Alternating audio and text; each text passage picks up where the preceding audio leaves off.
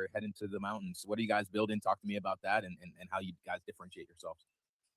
Sure. So I think today they dropped an article where the Visa CEO literally called like agentic commerce the biggest shift in payments in 20 years. So that's what we're building towards, basically. And I think there's like two ways of building into agentic commerce. One being the infrastructure, right? There's a lot of big players already building for that, like Visa, Stripe, Crossmint. And there's other way of building into agentic commerce, which is the applications, right? If you stop to think about it, like Stripe didn't build Shopify, Visa didn't build Amazon, and we want to do that. We want to build in the application layer. That's what we're doing. And we're building the actual experience where people and agents can actually buy stuff in a different way. So basically, purchase like the application layer in agentic commerce. And yeah, we have a couple products that I can talk about later, but that's the general view I would like to share before. But got you. Yeah. So are you guys integrating, like, how does this work? Are you like building on using like X402? Are these agents autonomous, or are they just mostly like kind of controlled and it's intent based, or how does that work? Sure. There's a couple angles. If you want, I can share my screen and show a little demo. Absolutely, please. At the bottom, we love there, demos. plus sign. Sure. Let me show this screen. All right, can you guys see it? Live demos adds 10 million to your market cap. No, Oh, really? just joking. Okay, can you guys see my screen? Let's see. Josh will pull you guys up here in a sec, and we can see. Okay, cool. All right, so this is our main platform. We have the chat interface. We have the quick buy features. Those two are the main ones for our main application.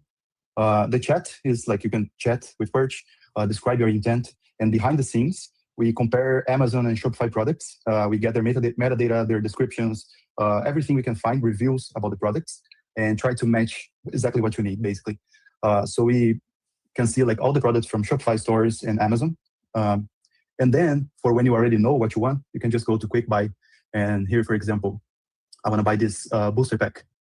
So I just copy the URL, I paste here, and I already have some USDC here. So I just buy with USDC. And yeah, I confirm the purchase. I'll get some cash back in Perch as well. Ooh. You got to talk about how that works as well. Yeah, that's a very interesting mechanism there. But I'll let you finish this first. Sure. I should be finished. Oh yeah, Wow. it is already. So basically, I'm going to receive this item in like 2-3 days, probably. It's a Amazon Prime item, so it's probably going to be even faster. And yeah, just using stablecoins, no KYC, no credit card, just USDC, basically. And then, yeah, this is our main app. This is the first thing we released. Like 2 days ago, we also launched Perch Vault, which is a marketplace for agents, where agents can buy digital products, being skills, personas, knowledge packs, which are basically things that help configure your agent to be useful. So for example, you have an OpenClaw agent and you like to trade with your agent.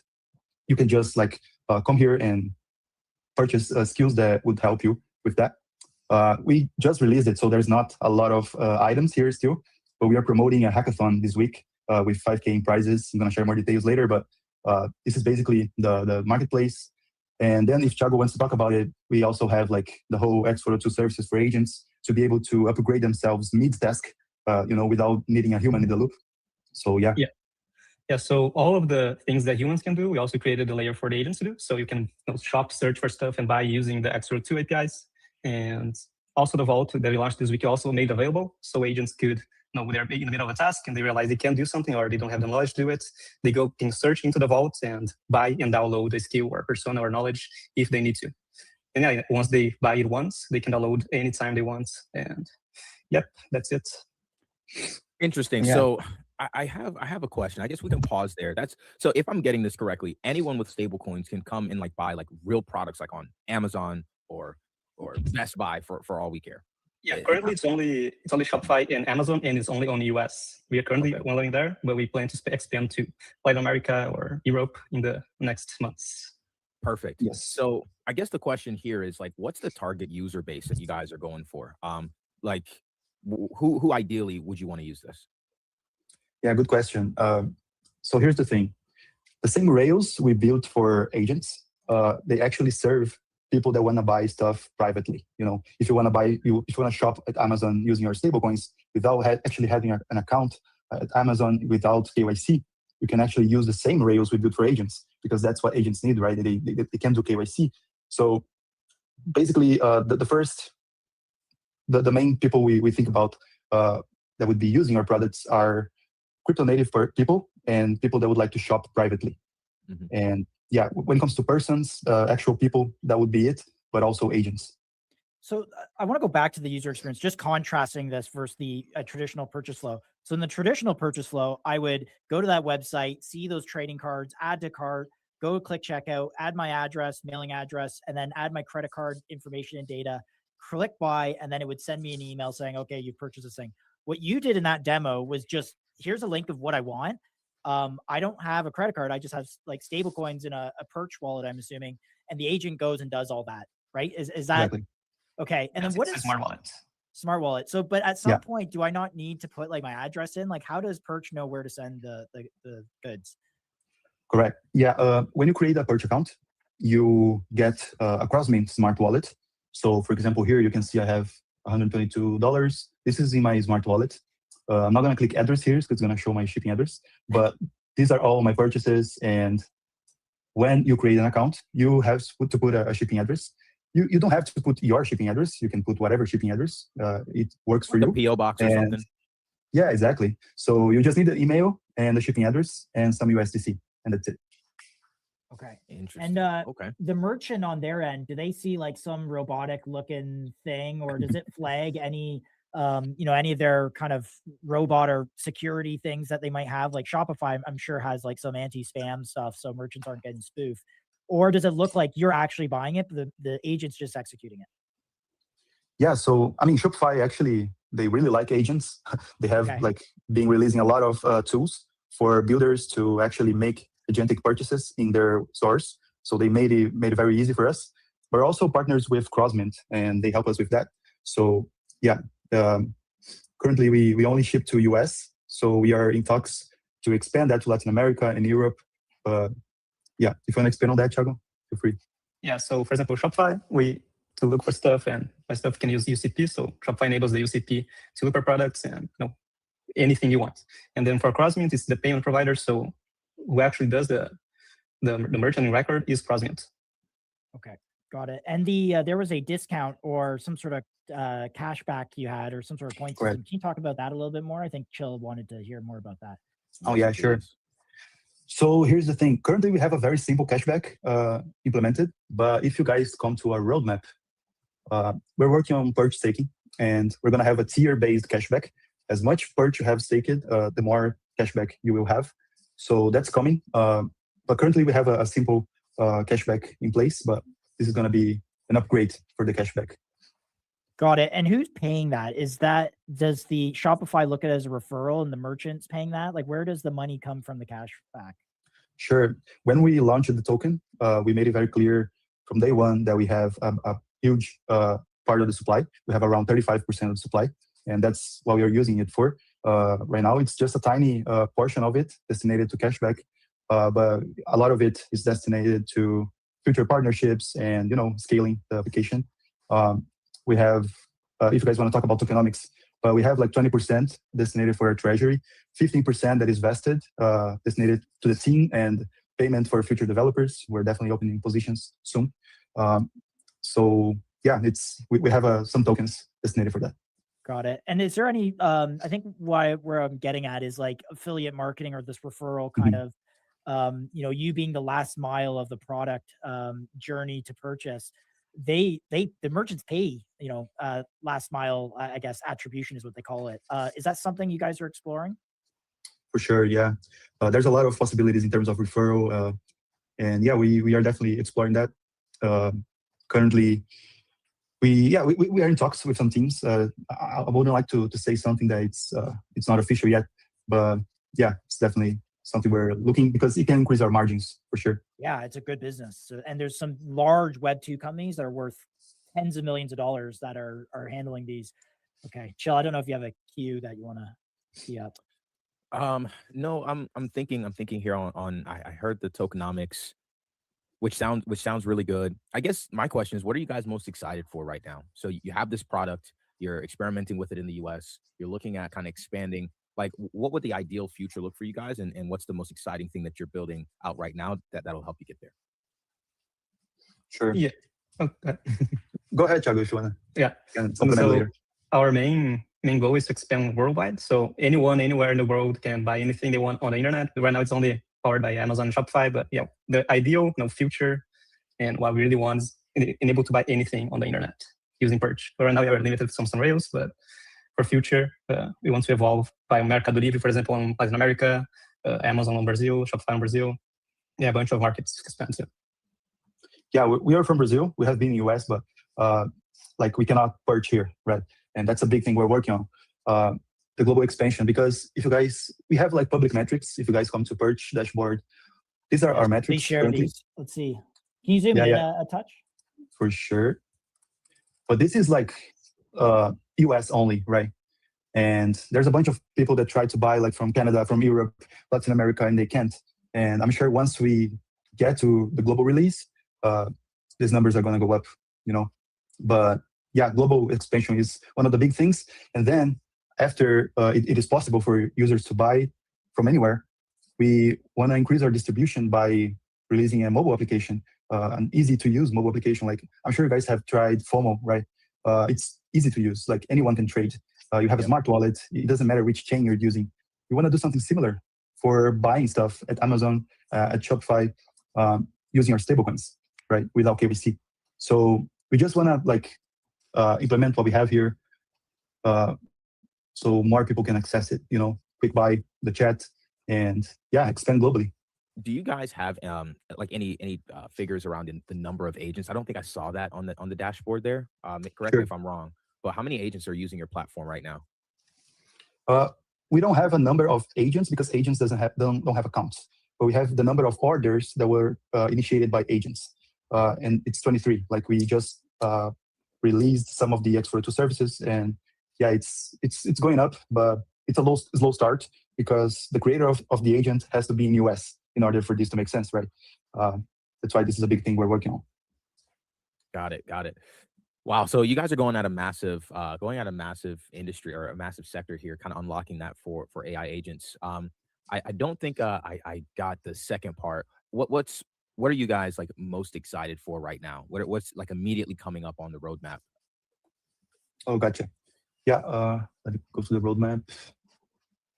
Probably the X integration. This is something we are already working on. This is something we have implemented already at Blormy at the time, which is basically you can just tag Perch and say, hey, Perch, buy me this. And it's replying to a tweet with an image of a book, for example. And if you have connected your X account to your Perch account, you can just use your smart wallet balance and buy that with a tweet. And we have already implemented that at Blormy, so we're bringing this to Perch now. At the time, the X API costed like $5K a month. So now it's pay to use, so it's way better. And yeah, this is like one of the most the things that are coming like very fast. That's very cool. Expression is something big for the future, but this is coming soon. So agents could come to you guys to buy skills, right? I wanted to just double click on something with that because you guys mentioned that you were the first certified skill at Lobster Cash. Talk about that a little bit. What is Lobster Cash? What's the significance of being listed there? And yeah, so just tell us a little bit about that. For sure. Yeah. So basically, as I mentioned in the beginning, there's a lot of big players working in the infrastructure side of things, right? And Lobster Cash is an initiative from Crossmint, powered by Circle and Visa, and basically they make the wallet for the agents, right? You don't want to give your credit card information to your OpenClaw agent, right? So this is a way of giving them access to a credit card without giving the details. And this is built by Crossmint and these big players. It's something similar to what Agent Cash developed, which is also a wallet for agents. Same stuff. Agents can have a credit card. Agents can pay with stablecoins, but they don't have the sensitive information. And what's the benefit of this for Perch is basically all these agents, they have wallets, they have money they can use, have a skill that they can easily activate and easily use to buy stuff at Amazon and Shopify. So we already started getting some orders from agents using Agent Cash. Even like the Yeah, I can find the URL later, but the CEO of Merit Systems was buying like some Diet Coke for them in the office. And yeah, I mean, it just makes sense, right? In order to use our products, you need to have a wallet. And yeah, we are the certified skill in the wallet. Got it. Got it. Nice. And one thing I wanted to just kind of take a look at is just where we are in the stream of time as far as, agentic payments are concerned. I mean, I feel like if you're in crypto, you hear about this stuff all the time. X402 has, that has been, Coinbase has been kind of pushing that forward quite a bit. But, in terms of like just from a normie perspective, from an adoption perspective, like how early are we in terms of these like agentic payments? Good question. Yeah, I mean, we're very early. X402, for example, is a protocol that is evolving all the time. Like this week, they released something we're going to use on Perch Vault. So we are very, very early. I mean, every day, like a new big player start building something new. And yeah, I think we are early and we are paying attention on everything that's being released. And that's why we are on the application layer. We are paying attention and we are going to definitely leverage that. Got it. Got it. Sounds good. Sounds good. No, I think what you guys are doing here is absolutely amazing. There's a proof of concept there. How did you guys react when you first saw the tweet from like the Circle CEO? Like, how did he even find you guys? I feel like you guys are, it's a, like you mentioned, it's early within this narrative. It's early within this, within this space. And for you guys building, it's early there as well. So is there a connection there? Like, how do you find you guys? How do you guys react? Tell us a little bit about that. Yeah, great question. But I think it was like the end of January when Notebook was launched. And yeah, it was like we dropped everything we were doing at the time. And we just tried to understand like what you mean, a Reddit for agents. And we just like launched the Perch agent. We gave it access to Notebook. And we noticed what we could do there, because if you guys are familiar with Reddit, you have subreddits, right? Where you can talk about specific topics. Notebook is the same. You have submodes, but most of submodes were not created at the time. So we told Perch, hey, go create the submodes related to commerce, related to shopping. And I'm talking about this, but I will get to the Circle tweets. But this was like the beginning. Mm-hmm. And like one day after, agents were talking about Perch on Notebook. Like one day after, Replit's founder posted a screenshot of his agent posting about Perch, talking about Perch, using Perch to buy cat food or something for their cat. And then, yeah, I mean, things started scaling from that. Like Solana Foundation amplified that tweet. And like a couple hours after, Jeremy tweeted about Perch because it started getting some traction. And yeah, I mean, that was crazy, like a lot of people ask, do you have connections with Circle? Do you have connections with Jeremy? Like we don't, we just build in public. And eventually people noticed, let me find the tweet that I mentioned. Yeah, sure. Yeah, that's the benefits of building in public, right? Like anything could go viral. You can have a moment at any point. I guess one thing that I wanted to ask about, just in that vein, was just about the relationships afterward. Like you have these moments and they obviously give you this sort of visibility that you might not have had before. Solana Foundation is tweeting about you guys. Did you see like an uptick in users? Did you see like, are you guys forming any relationships off the back of that virality? Like, I just want to get the sense of like how that is viewed and what the how that's viewed by you guys and how you guys are using that attention that you garnered for yourself.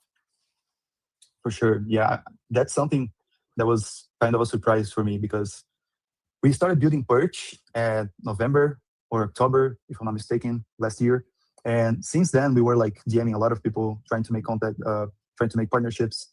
But after Jeremy tweet, like our success rate has just increased by miles. Like it's way easier for now to actually get to teams and make partnerships. So yeah, we're definitely leveraging that. And yeah, that's the beauty of building public. I think so we could be building all of that. And what was that? Yeah, I was just gonna ask. Like you guys have done pretty well here. A bunch of people kind of check this out. But how do you like sustain this? Like, how do you convert shoppers that are coming testing it because they see a Jeremy tweet?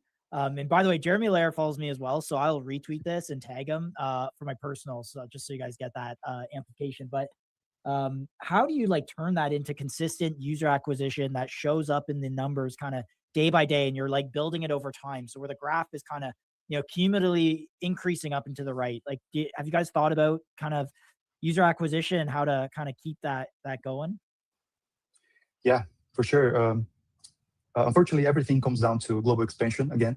The day that Jeremy tweeted about us, shout out Jeremy if you see this, we actually got a lot of users. We got a lot of users, and we got a couple orders because most users that saw the tweet weren't in US, right? So, Right. But the thing is, we continue making these amplifications. We continue getting some visibility, but everything comes down to: is your product useful? Does it actually people use it? Would use it? Is it better than going to Amazon and actually just buying from there? And that's what we're working on every day, trying to make the experience better and expanding. Maybe to follow on this, I mean, there's global expansion, but Google also came out with UCP, or Universal Commerce Protocol.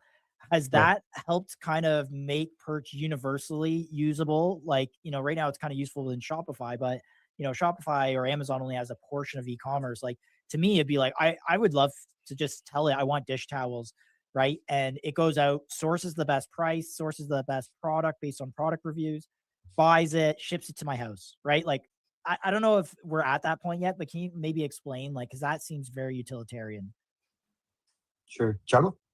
Yeah, so right now, what we use UCP for is to look for products. So we use UCP to look for products into Shopify.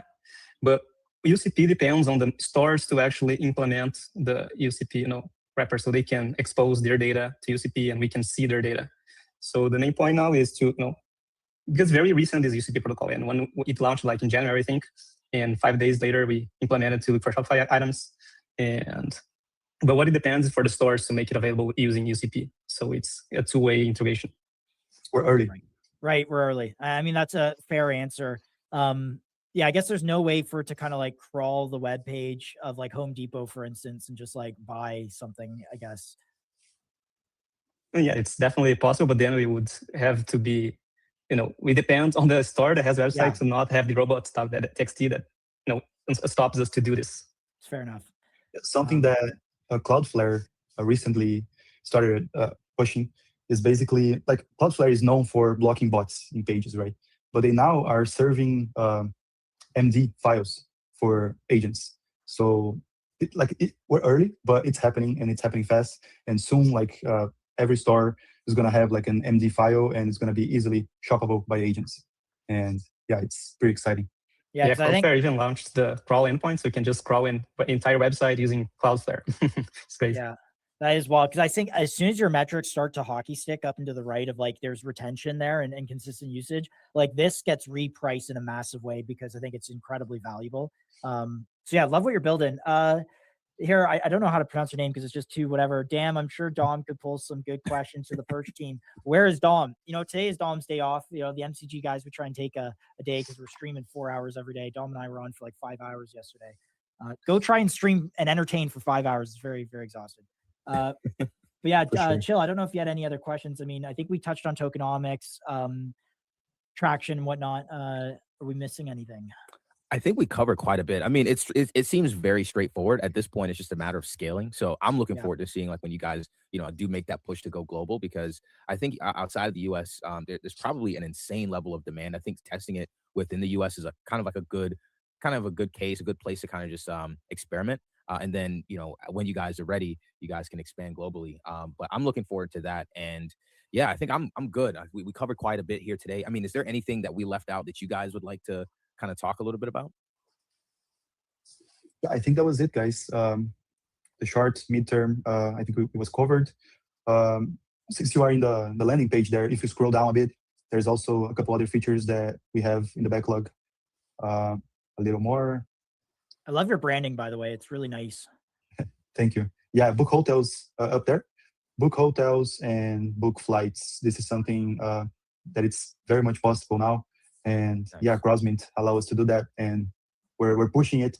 But yeah, it's not a priority right now. That's why it hasn't been released yet, but it's definitely coming. We want users to be able to like buy anything, book anything using stablecoins. And yeah, if that's the mission for Perch.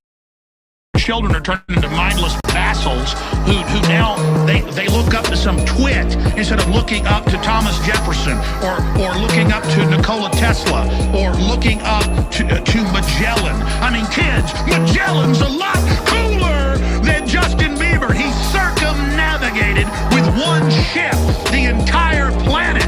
He was killed by wild natives before they got back to Portugal. And when they got back, there was only... But why?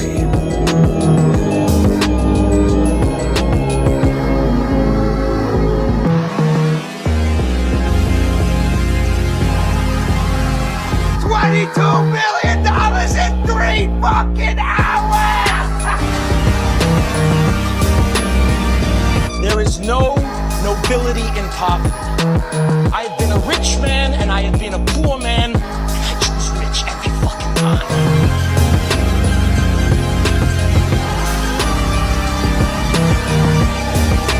The real question is this: was all this legal? Absolutely fucking not.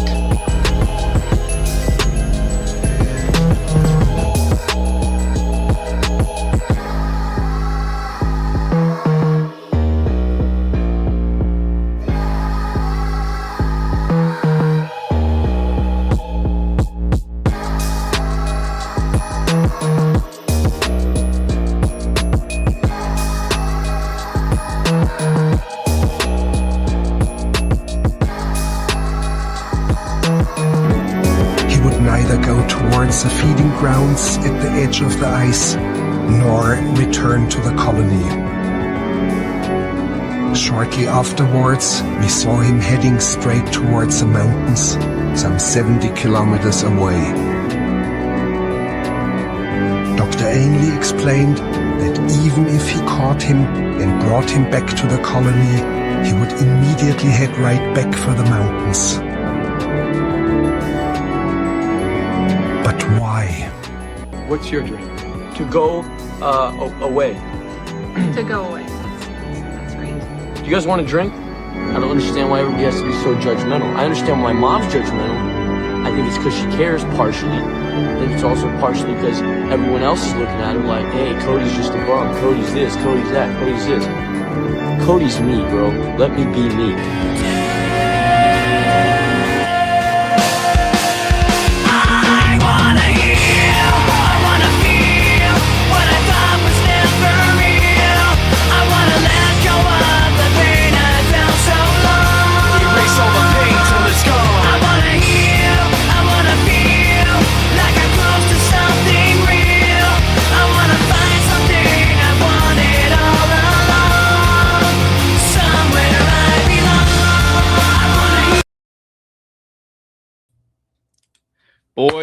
Boys, GMCG.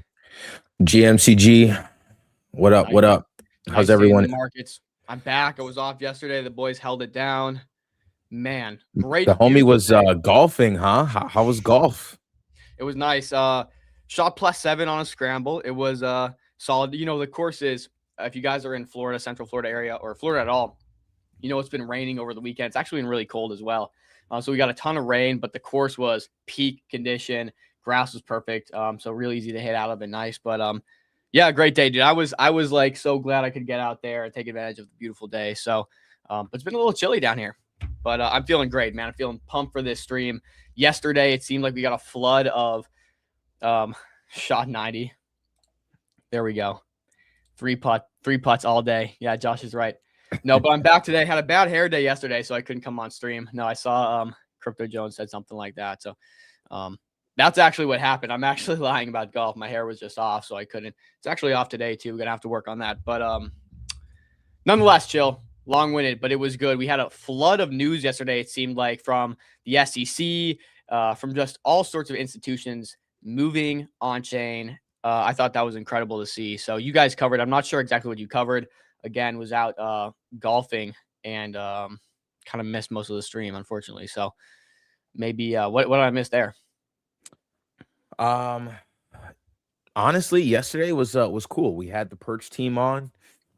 They seem pretty. They're going global, so you know they're testing in the U.S. So they're going global today. We had some good calls yesterday. We talked a little bit about Lobstar, and some other plays that we kind of called out here on stream. But honestly, you didn't miss much. I mean, I can jump into it. We got Bitcoin. It's nuking. It was going down yesterday, still going down today. So we're seeing like still some activity on chain, but it's not like, there's like daily runners. I think trading new pairs is still, net negative at the end of the day. But yeah, I mean, we called this out. Told you guys I was bearish right here. We gave you the whole breakdown as far as the liquidity heat map and everything.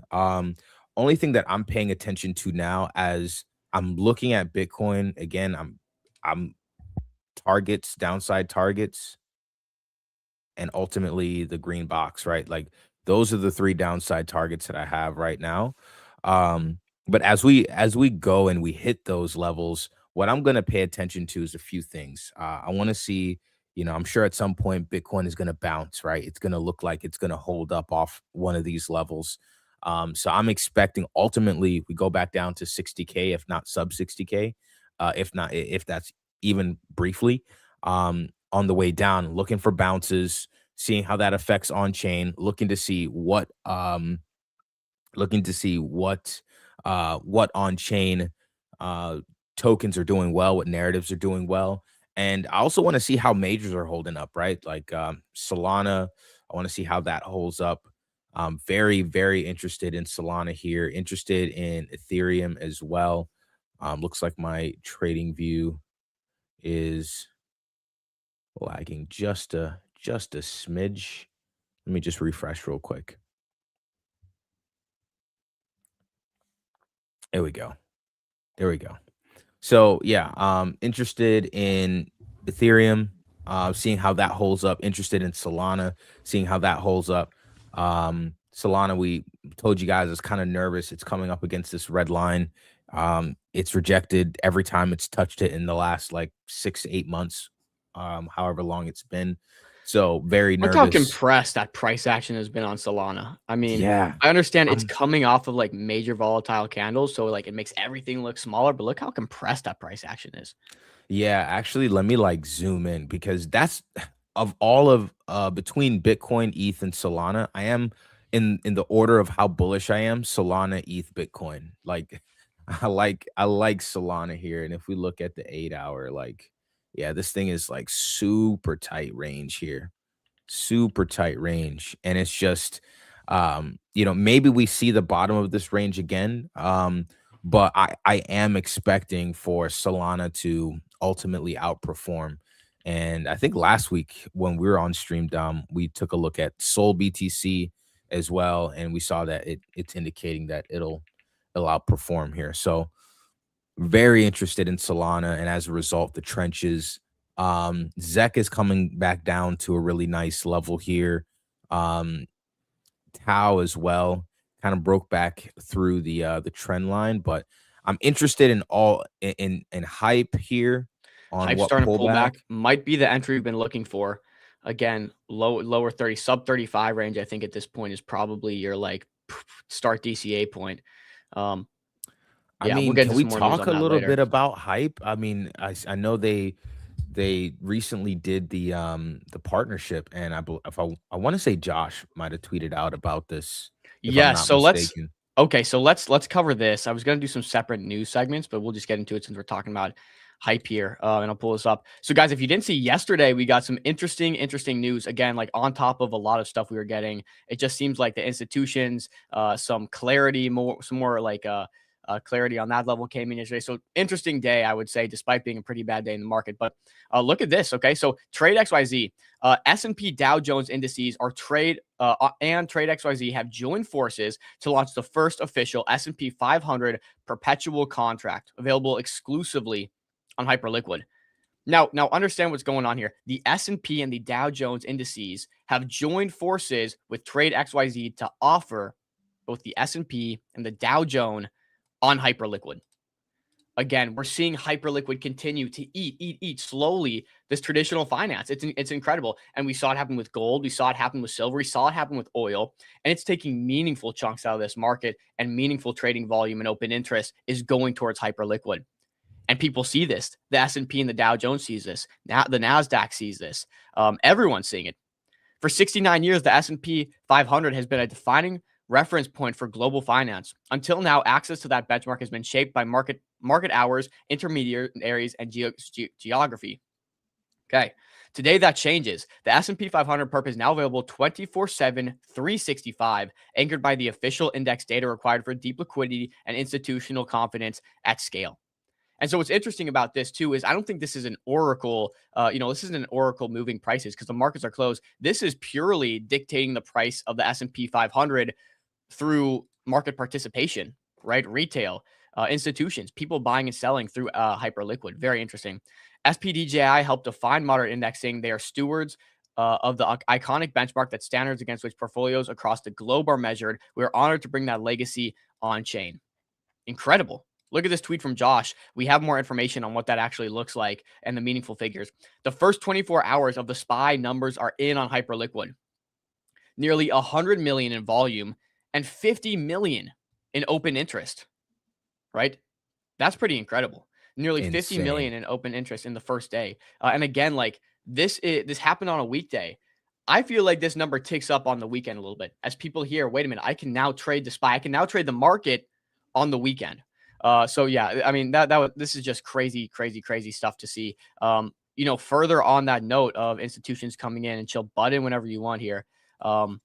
But the SEC approves the NASDAQ's rule to change enable trading of tokenized securities. Okay, so we got S&P and Dow Jones are now tradable on hyperliquid, 24/7, 365. Joint forces there. They're doing it. Now we see the SEC has approved the NASDAQ's rule to change to enable trading of tokenized securities. So we remember NASDAQ acquired X stocks. Okay, I believe it was X stocks. NASDAQ acquired X stocks a little while ago, and now they're coming together to offer, trading of the NASDAQ, I think, through X stocks. If I'm, don't quote me on that, but I believe that's how it is. So we can see here the SEC has approved the NASDAQ with the rule to enable trading of tokenized securities. And again, that kind of comes after some of the news we got yesterday, which I'm sure you guys talked about on just more clarity around that, right? And so I'll even dig more into that. Here, Bitcoin Magazine posted, Justin, the SEC approves NASDAQ rule to change to enable tokenized securities trading. And you can see here some of that actually in writing here. Okay. So super cool stuff. In other news, Simon Dedek posted this, which I think was pretty cool. And again, puts in perspective on this topic that we're talking about, where it's like, despite on-chain being bad, despite fear and greed index being at 23, and everyone may be so scared that we're going lower and going into, Goblin Town on a lot of these markets, the institutions see it differently because they're flooding in. And you can see Simon dropped this post here. All of this dropped today. Tempo and Stripe are releasing their own machine payment protocol. Guys, Tempo and Stripe, these are not traditional Web3 companies, but they're getting to their own payment protocol. Machine payment protocol, agents, AI agents. Coinbase is competing for a partnership with Cloudflare to issue a stablecoin for AI payments. Again, this is all AI payment centric. Visa Crypto Labs is rolling out a command line tool for agentic payments. The agentic economy is likely the biggest opportunity of our lifetime, and the race among all the industry giants to get their piece of the cake has officially begun. And the best part, they all seem to agree on one thing: crypto is inevitable for the future. Okay, so people think crypto is inevitable for AI agents. Institutions think crypto is inevitable. They're getting into the party. They're joining quickly, despite retail being scared. And to add to that too, I'm gonna remove my screen so I can play this video for you guys. This is a very interesting tweet I saw, and let me see if I can find it real quick, on what AI agents are choosing. So here, look at this. And I believe this is from, the Bitcoin Historian has something really interesting to say. Justin, Yahoo Finance, an analyst, just said live that nearly 70% of AI Claude bots are choosing Bitcoin over the US dollar. Bitcoin is the main currency used by AI agents. The future is here. I would also add Bitcoin and stablecoin rails, right? We had Perch on yesterday talking about X402, right? So maybe you get your screen isn't up, by the way. Oh, yeah. Good call. Thank you, Chill. And so I'll play this 22-second video, and then Chill, we'll jump to your thoughts maybe. Well, right now, it is the main currency that is chosen by AI agents. I think there was a survey that I was reading this morning that they looked at all of the Claude bots that have been launched over the past month, and it was like 67% of them said that Bitcoin was the currency that they use. Huh. Well, right now it is. And on that note, Chill, any thoughts on this? Because I mean, seems I damning. mean, that's crazy, and I wanna also emphasize that that Brian Armstrong, he also said, the CEO of Coinbase said that we're just at the beginning of agents on chain, right? Like this isn't just like degens like screaming higher for the sake of some narrative. This is like a shift in the real world, and a shift that not just us as degens see, but like the entire industry, and even I would say real world industries, traditional industries are also seeing that as well. And that's, proof in the pudding here was when you played that video. I think AI agents, they understand the value prop of Bitcoin when it comes to their own kind of sovereignty, if you will. But yeah, that's huge. I actually didn't see that before. So that's great. That's a crazy stat. It's wild. I mean, and we continue to see it. Like these agents, it's not just Bitcoin. These agents are choosing to, again, you have to understand how agents work. They're not looking for social proofs. They're not looking for, okay, what's Bill over here doing? They're looking for, how can I get money from point A to point B the most secure, the quickest, and the cheapest, right? And they're going to find the best routes. They're going to find the best solutions to do that. A lot of this is going to be crypto rails. And so we kind of Yep. covered two different boxes here where it's like institutions getting into crypto for different means and like trying to tokenize private equity, trying to tokenize equities, trying to tokenize the stock market, the Dow Jones, the S&P, oil, commodities, etc. And then you have the other side where it's like, okay, wait a minute. The most obvious solution is going to be AI agents using crypto rails. And so you kind of see two emergences here, and both have one thing in common, and that's crypto for all of it. So super interesting. Crypto G369 says, what are the blue chips in this narrative? Narrative for is this AI agents? Is this crypto payment rails, or is this traditional finance coming on chain? I think just a little more clarity, we can try to give you some insight there.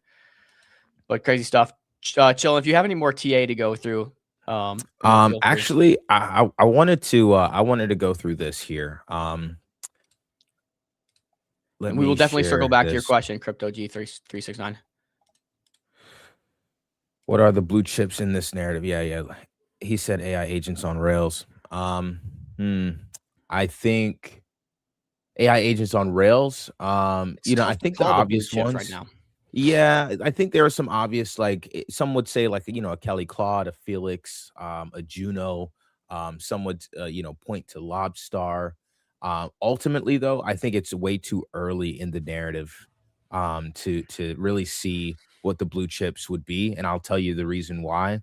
Because in the midst of this narrative, now we're getting a shift in regulation that's bullish for the space, but doesn't really provide any clarity around things like ownership coins or how to give tokens value, right? Like there's still a very fine line that you have to walk. Staking is allowed, but it's not staking for like revenue share. It's more of like staking for like protocol rewards and tokens that have a centralized team that pushes the that is behind, or a centralized team that drives progress of the product or the service that the agent provides, or that a project provides. That is considered a security that isn't protected by the recent shift in the laws that we've seen. So I think it's too early to call a blue chip. I think we can definitely place our bets. I know I have, but I think there's still a lot of again, it's really early in this narrative. I want to say that for sure. It's still really early. It's very, it's very it's very siloed to very much siloed to crypto for now. Hasn't really, we've seen like Felix and stuff kind of break out a little bit, but only seeing flashes, not really seeing an overall persistent trend there. So yeah. What would be the bull case in your opinions? I mean, the bull case is kind of evident, right? Like zero human companies, AI agents, creating companies to generate revenue autonomously, and then bringing that money into the crypto world, right? Whether that again, there's still a lot of mapping out that needs to be done with tokenomics for all of these agents, and I know Nate um, and Austin for Kelly. They're all trying to figure that out. But yeah, I think it's you know what? Banker is actually Doing a lot. that's yeah. I think Banker is the compute, the just it's the it's tokenized compute, right? For all AI agents. I think VVV is something similar to that. So yeah, I think actually um, Josh might be right there. Banker for sure. But as far as like I'll AI add agents specifically, not really sure. I'll add some context to this too. And I wish I could give you like a good straight answer. And maybe I can give you a bit more straight answer on the use cases here. But AI agents on Rails are so tough to call because here's what I found back in the original AI season. We thought things like image generation, custom LLMs that were maybe trained on a small subset of context were interesting.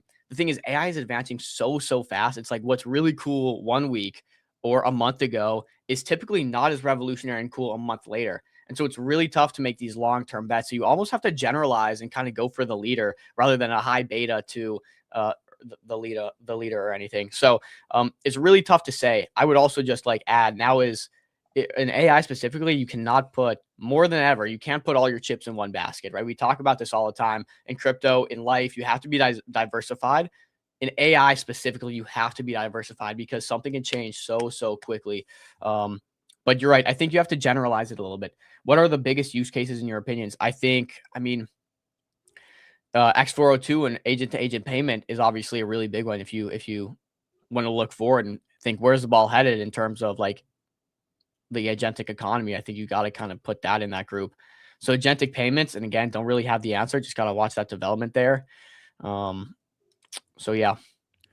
Daddy Duster says Deployer said Banker is working on some agentic tokenomic tools to better align holders and agents. I did see that from OX Deployer. I mean, I'm not gonna lie, like OX Deployer is a literal chat. I would say he's like one of the like most base devs in crypto right now that still kind of represent the best of on chain and what building what real building is. But yeah, I see. Here's the tweet here by OX Deployer, and this is the part where he says, we're working on ways to further align agent builders and traders to help both parties earn more. So yeah, I did see that tweet. And so, but again, there's still more fleshing out to do with tokenomics. So there's still more questions and answers at this point.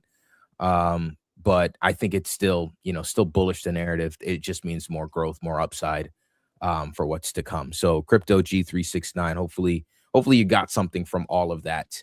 I will add one more take on this because I think I thought about a better answer for you. I think crypto payment is not only good because we're going to see agent to agent payments, but we also see like the uprise of stable coins. And I think just generally nations and countries using QR code payments, digital payments, stablecoin payments, and starting to convert over to more, US dollar based currencies. And we've seen Circle has been a big recipient of that, right? So if you want to look at the Circle chart, chill, maybe pull it up. CRCL is the ticker. We can see that's just been pumping for the last couple days, last week, couple weeks. It's been straight up. And again, that's like benefiting largely off some of the legal clarity we're getting, benefiting off the stablecoin rails, benefiting off the agent to agent payment rails. So I think this is a really interesting bet here. And it's more of a leader, right? You're not trading some super high beta to it that's loosely in the category or trying to find something new. This one's like right there front and center. Wow, excuse me. So geez, chill, quiet. Yeah. So here's kind of what I wanted to talk a little bit about. First, Bitcoin price action, and then second, positioning on chain. So Bitcoin price action. This is a fractal that the homie Killer XBT, we've been kind of talking a lot about his perspective here on the show. So shout out to him. But I like this fractal. It makes a lot of sense. For Bitcoin, again, you guys know that I'm expecting 60K or at least 60K, probably sub 60K at some point. Right. And so as we wait for those levels to come, I expect the market to try to throw people off in some way, shape, or form. And this fractal here kind of represents a little bit of an idea of how this could potentially go. Like it's gonna try to trap longs, trap shorts. It's gonna make bulls and bears look ridiculous. People are going to flip flop. It's still going to be a choppy environment, but ultimately we'll make it to those lows. So I think it's just something to put on you guys' radar, to just something to say, again, I still believe in a Q2 bottom, right? In a summer bottom at the very least, in a summer bottom for Bitcoin. And how we get to that bottom is important, because from a trading standpoint, you don't want to chop your portfolio up in the meantime, while we wait for the ultimate, the ultimate high R&R opportunities to present themselves. So I say all of that to say, if this chop plays out here, if this chop plays out here and we just chop, chop, chop, you don't want to just you don't want to lose all your capital before we even get a chance to buy these lows here. Definitely still stuff to play, right? Still trades to be had. We can take a few of those, but it's not worth, like, diving all the way in. And I say all of that to say, check out this stat. If you guys remember, I posted a stat on my Twitter the other day that basically said, over the month of March so far, there has not been one launch that has exceeded 5 mil market cap on Solana, all of Solana, not just Pump Fund, all of Solana, right? And so I say all of that to say, look at some additional statistics for where we are in the stream of time when it comes to on-chain. Um, he goes through like all of these stats, over the last 24 hours, thousands of tokens launch. At the end of the day, at the very bottom, you could basically say 98% of the tokens that launched are dead. 2% survive, 0.05% of them sustain relevance, and 0.01% are actually profitable. So, I think the homie Ethan that we had on Trader Radio a few weeks ago, he said it best in a recent post. He said, right now, trenching is just gambling with extra steps. You're losing money. It's not a profitable environment. People are forcing trades, and what you're going to do is you're going to end up pricing yourself out of the market before we get to those high R&R opportunities. But let's not stop there. Just to, again, just paint a picture of where we are in the stream of time. Let's look at another chart, because I like to just stick to the numbers. I don't even like to speculate too much on where things could be or what have you. I like to just stick to the actual numbers. So let's look at this here. Boom. Total daily DEX traders per chain. This is the chart here on the right hand side, and I can't, unfortunately, I don't think I can blow up the chart. Yeah, unfortunately, I don't think I can blow up the chart. However, this is basically it. As you can see, from January 2025, we've just been like basically trending down in terms of active traders on chain. And it's basically all of that to say, it's like, you ever seen that meme where it says it's 200 of us just like swapping back and forth, taking some from one, giving to another, and it's just the same, capital rotating, from one portfolio to another, in between the low amount of traders that we have on chain. Another perspective to show you, last one here, new versus recurring DEX traders. As you can see, once again, like, we don't have an uptick in new traders. Literally, it's just the same people over these last 6 to 8 months that have been trading on chain. And so when these charts start to look better, it starts to reflect a much better on-chain environment. Right now, it's a predominantly bearish, predominantly PvP on-chain conditions. And so as long as that's the case, I'm going to keep doing exactly what I have been doing, stacking and waiting, right? I said it this morning in a tweet. I said, patient bulls win. Patient bulls win, right? So that's how I'm looking at markets right now. I think it's it's a bear market. It's a bear market, man. And the way you approach a bear market is not by just throwing capital throwing capital away until you hit something. Really, it's waiting until we complete this chop, make an ultimate bottom, and this is where you just start laying in your buys. As price reverses, that's when you start getting more active. And there might be like, a day or two where we can get a little bit more active, but for the most part, this is where we just chill. This is where we just take things in stride and not try to force plays. Maybe I'll run through, guys. We got our next guest on here in 2 minutes. I think you're going to be surprised by that. Maybe I'll just go through what we're going to be talking about for the rest of the stream here. And so a bit more on that. So I'll jump into our schedule real quick so you guys have an idea. Okay. So we got Clued here at 12:30, which is pretty exciting. Let me make sure I pop my screen up here for y'all. All right. We got Clued here at 12:30 coming on. So we got Seabass to talk about that. Going to be super, super interesting. One that's just been going crazy. Fun conversation. Then following up with that is going to be Instacon. We got Coupon here to add to the Instacon mania. Recently, we've seen that has also been going crazy. Had a crazy jump the other day. Not really sure what that's attributed to. So we'll be able to talk all about that. We talked about AI choosing Bitcoin over USD. We are covering the macro right now. 0% fees are the new standard, guys. I'm not sure if you saw Bag's new update, which we'll cover. And then, of course, going to add some more to the SEC stuff. So we should have Seabass coming in any second now to add to the Collude segment. So excited. Yeah. So while we wait, maybe we can run through a few things, just as far as like what we're looking at here. So let me pull up a tweet. So another kind of so we covered that video that you have. We covered that yesterday. Okay. And I just wanted to point out the fact that Jim Cramer said that we're oversold. So another just another piece of context to add We're to cooked. where we are in the stream of time. So be careful of that. Be wary of that. And one thing I find really funny was this tweet by Game where he says, like, we basically topped everything. CT has topped gold, silver, copper, oil. And when we were done trading commodities, we came back to crypto and Bitcoin was at 75K and we topped that too. So it's just, look, this is not the environment. This is not the environment to trade recklessly, right?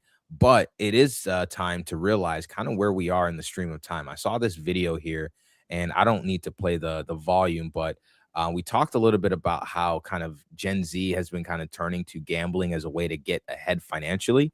And this is the reason why. Notice the U.S. rent prices versus income. Notice how this chart over time just continues to separate. Rent prices continue to get higher, but the income doesn't keep up with the amount required Louise. for rent. And as we get closer and closer to where we are now, this chart just continues to spread farther and farther and farther apart. And if you just look at that, just look at that. So what do you think? Are you a renter versus buyer kind of guy? Like where do you sit? Because I've seen arguments from both sides. They're like, hey, if you rent, you can put the money, you can put that same money into a broad index fund and make the extra gains more so than paying off a mortgage and buying a house or getting a mortgage over time. I've also seen that or you can buy a house and have a mortgage and home prices are going to continue to appreciate. Well, rent prices are going to continue to also appreciate. So you have an appreciating asset along with getting more cash flow. What do you have any opinion on renting versus buying in terms of homes? I know it's not really our forte, but I mean, look, I think it's best that someone that you own. At the end of the day, a house is an asset. With the depreciating value of the U.S. dollar, assets will continue to rise. We've heard Kobisi Letter mention this many times. Asset owners will win. If you don't own assets, you will get left behind. So, if you have the opportunity, I would say definitely you want to own. It obviously hasn't been a buyer's market in a little while with the interest rates so high. I bought in 21 right before interest rates went parabolic. I got locked in like just as rates were getting hiked, but looks good.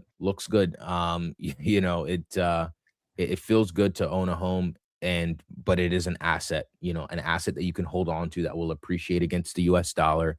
And I mean, people might want to, they might want to tell you otherwise. Maybe that's not the greatest take, but that is my take. Got you.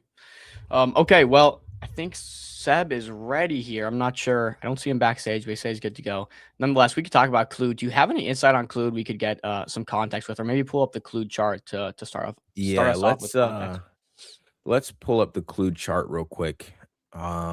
Let's talk about this. I saw Clued. Here we go. Here we go.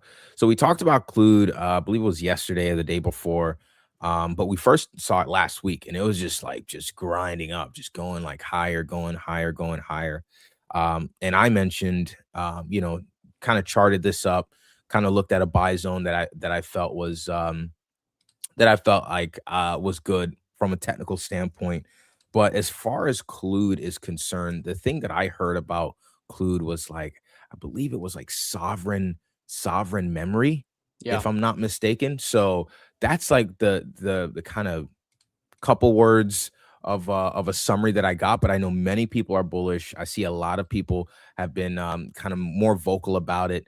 But yeah, I mean, I would love to kind of during this interview just get the lowdown. Why is everyone so excited? Why are what's the buzz around memory? Why did Eric Voorhees mention it? We even saw Tetsuo kind of interact and engage as well. So I want to kind of get the lowdown with everything. I see we have him in the backstage. Maybe we can go ahead and pull him up, and we can go ahead and get Let's do started. it. Get the full scoop here. Hey, Debs, welcome. the legend. All right. Thanks for having me. Can you guys hear me? Yes, you Yep. sound good. You look good. We're excited for this conversation here. Great. Yeah. No, I probably don't look good. It's like 12:30 right now at my time. But yeah, No. still building, still working. We think you look good, but you know what? It's nice to see the developer just in shambles grind mode. So, whatever that might be. Nonetheless, we appreciate you coming on. You're kind of a legend in the space. One of the developers I see where like I look through your Twitter and I'm like, okay, this guy actually has edge in the market. He knows what he's talking about, and like truly a Chad building something super cool here with Clued. So we are excited to get you on. On that note, I want to learn more about you before we get into Clued. So can you kind of start us off there with how you got into AI in the first place and that like how that led you to create Clued? Yeah. So yeah, first, thanks for having me. So yeah, my name's Saps. I'm the founder for Clued. Just a very quick background of myself. I've been building digital products for, more than a decade already. So it kind of started when I was doing my first startup. So that was my first job. And it was so basically we plan trips, which is the top use case for ChatGPT now, but I did it like, almost 15 years ago. But yeah, I exited that startup and continued to focus on AI, conversational chatbots and stuff like that. So I went on to build chatbots for the banks, healthcare, etc. And I guess where it really came together was when I was at ByteDance. So I was doing both security, cybersecurity, and as well as I was with the C team doing AI. So yeah, that was kind of where I guess Clued kind of came into the picture, because one of the problems that we were facing was really agentic memory. And the thing that we were all doing, and every other big tech companies are doing, is basically increasing the context windows of the models. So we've seen that with Opus, with 1 million context windows right now. But I felt that it still wasn't really solving the problem. So can you explain what it means to open a context window? Not all of us are super technical, so. Yeah, sure. So essentially, a context window is like a kind of a short-term memory that the AI has of you. So your preferences, your profile, and stuff like that. It gets fed into that, and that's kind of how it remembers you to a certain extent. So think of it as a water bottle, right? So the water bottle space is finite. So that's the context length that you have. So we've gone from 100K to 1 million right now. So the bottle got bigger, but it's still finite. And the amount of stuff that you can put in is also limited, right? So what happens when that bottle gets filled up with all this information and context and memory of you? The AI models, what they do is they do this thing called they compact your memory. So essentially they summarize everything into a smaller chunk. Gotcha. And essentially during that process, details get lost, right? And then it just goes on and on. So as you continue using the AI, it builds up again, it compacts it again.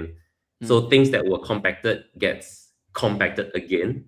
So it's like a square problem, right? So it's an exponential thing. And then that's when you realize, hey, the thing that I mentioned, like, let's say 5 months ago, or 3 months ago, right?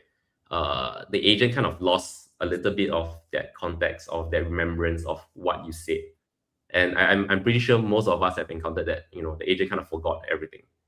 So yeah, so that is the whole context thing. It's really like a short-term memory, and what we are building with Clued, it's really this memory system for AI that keeps that full fidelity of your memory. So the analogy that I always like to use is, with AI models today, your memory is like asking you to recall when you were 1 year old. Things are very fuzzy and foggy, right?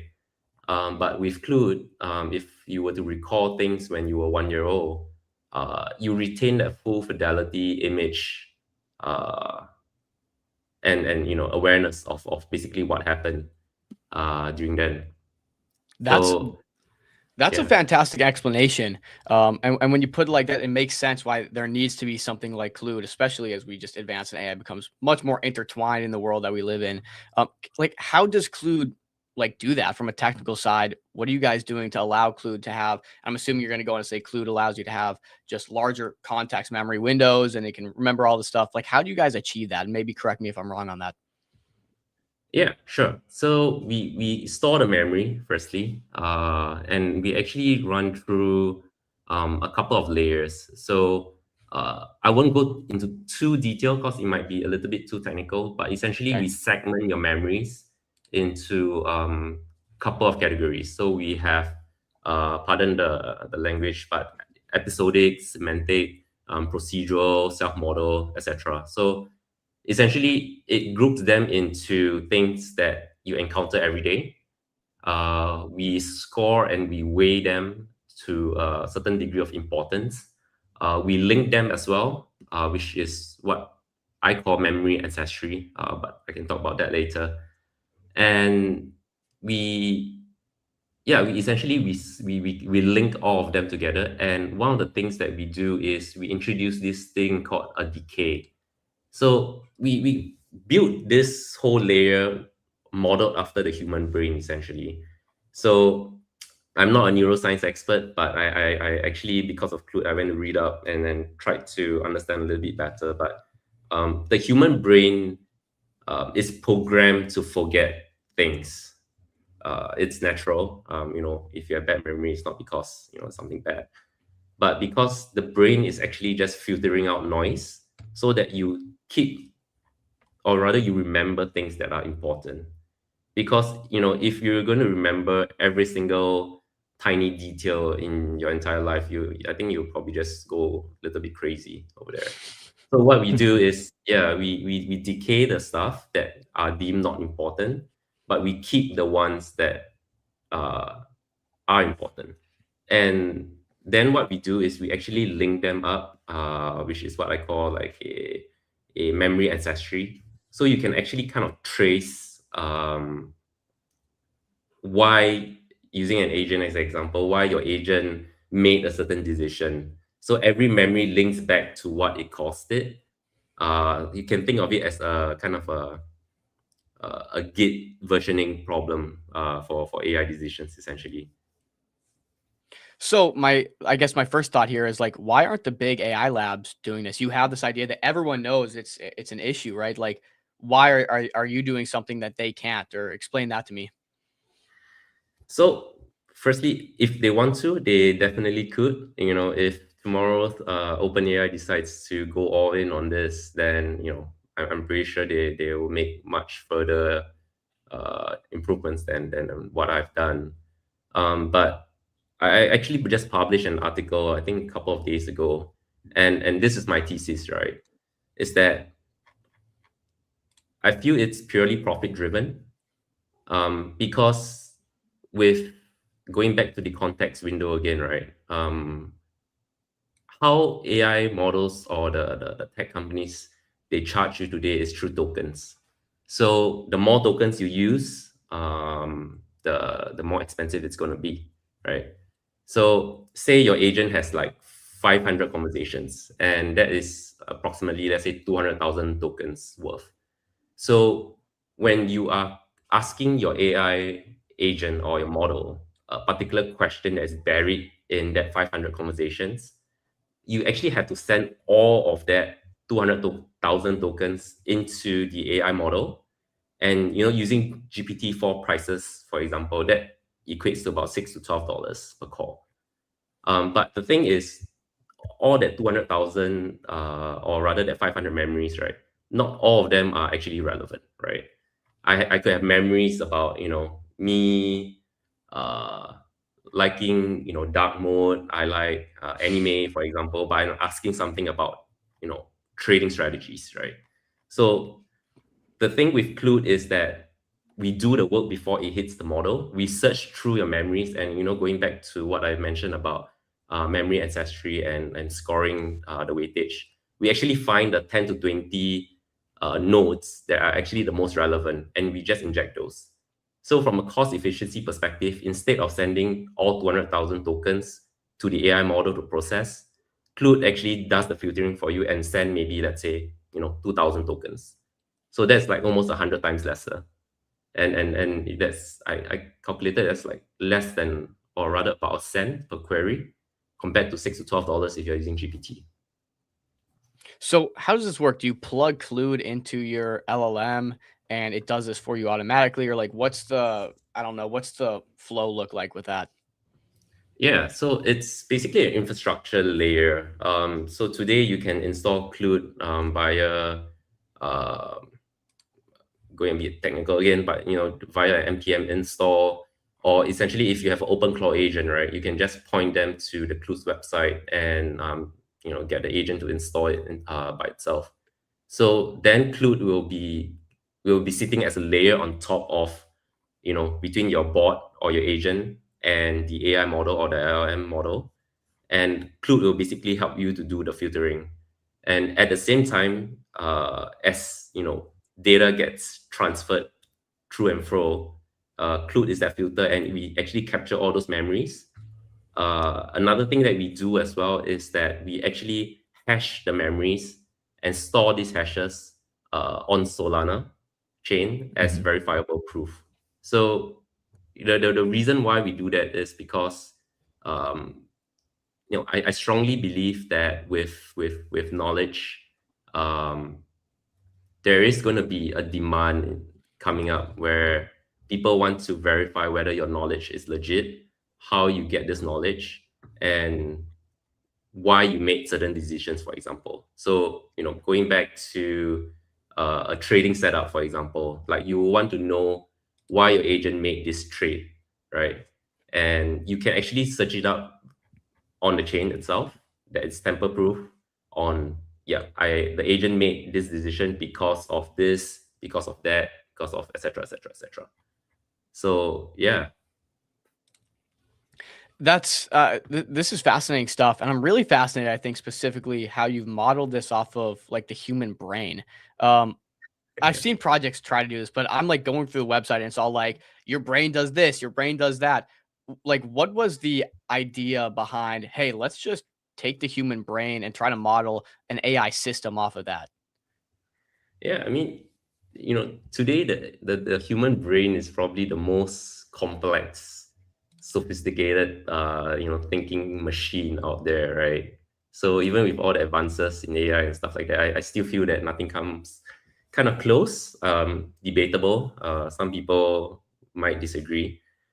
But yeah, I just felt that would be a great starting point because, when we talk about memory, it's something that's so abstract. Like, where do we even begin, right? And we have the best model out there, which is us, our brains. So that kind of led me down that rabbit hole. And thankfully, I'm quite blessed in the sense that there were a lot of research papers that were coming up, last year, late last year, Q3, Q4 last year, that was actually talking about this. So yeah, I kind of adopted that, and it kind of went away. And interesting fact is that Google Gemini, they actually just launched a memory pack as well, a memory skill. I think about 2 weeks ago, and it was actually kind of based off the same concept of leveraging on how the human brain is architectured into it. So I'm glad that it kind of validated the approach as well. So yeah. So you mentioned that one last like technical question that I have, and maybe we can go into some other aspects of the project. But so you mentioned Clued sits on top as like a layer on top of the LLMs or AI models, and as data comes in and out, it kind of like either memories decay or memories are stored. And you mentioned this aspect of using the blockchain to, I don't know, store memories or explain the blockchain component of that a little bit for me. Yeah. So essentially, we are storing not the memory itself, because then it's going to be public. Nobody wants to, or rather, I wouldn't be comfortable having my memory being open up on chain for everyone to see, right? So what we actually do is we hash the memory. We hash the memory SHA-2568, and we basically store that hash as a memo on the chain itself. So every time it signs the transactions to the chain, storing it. And essentially what this does is, in the future, if let's say you want to verify a particular piece of the memory, like using the trader's example of like, why do you do a certain trade? All you need to do is to just retrieve that hash. You can decrypt it, and then you get the text contents essentially. Got it. Got it. Okay. That Yeah. actually makes a lot more sense here. I'm starting to kind of like put this together. I'm very interested in AI, but I'm still a smooth brain degen at the end of the day. So I have to make sure I put it together in a way that I can understand. But you did a perfect job. So thank you so much for that. I think we also wanted to talk a little bit about like the adoption side of this. Like, who do you see using this? Have developers already picked this up? What does that look like?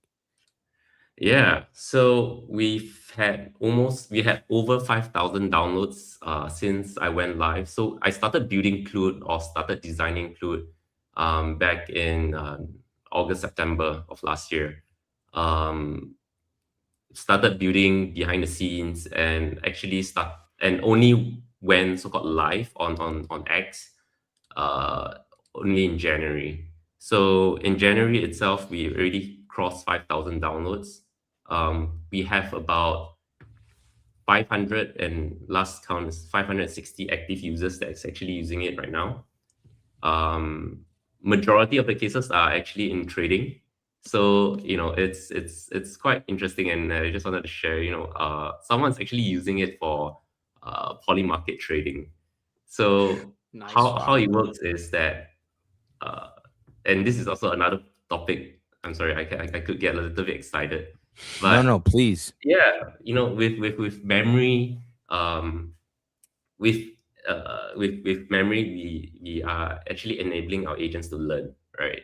So we always talk about agents self-learning and stuff like that, but how do you actually learn without having the memory? So what a lot of people are doing right now on the poly market trade is that the agents actually remember. For example, if you feed an algorithm, the agents actually remember things like, for example, last time there was a Fed rate decision, the odds shifted 20%, for example, in the final hour, right?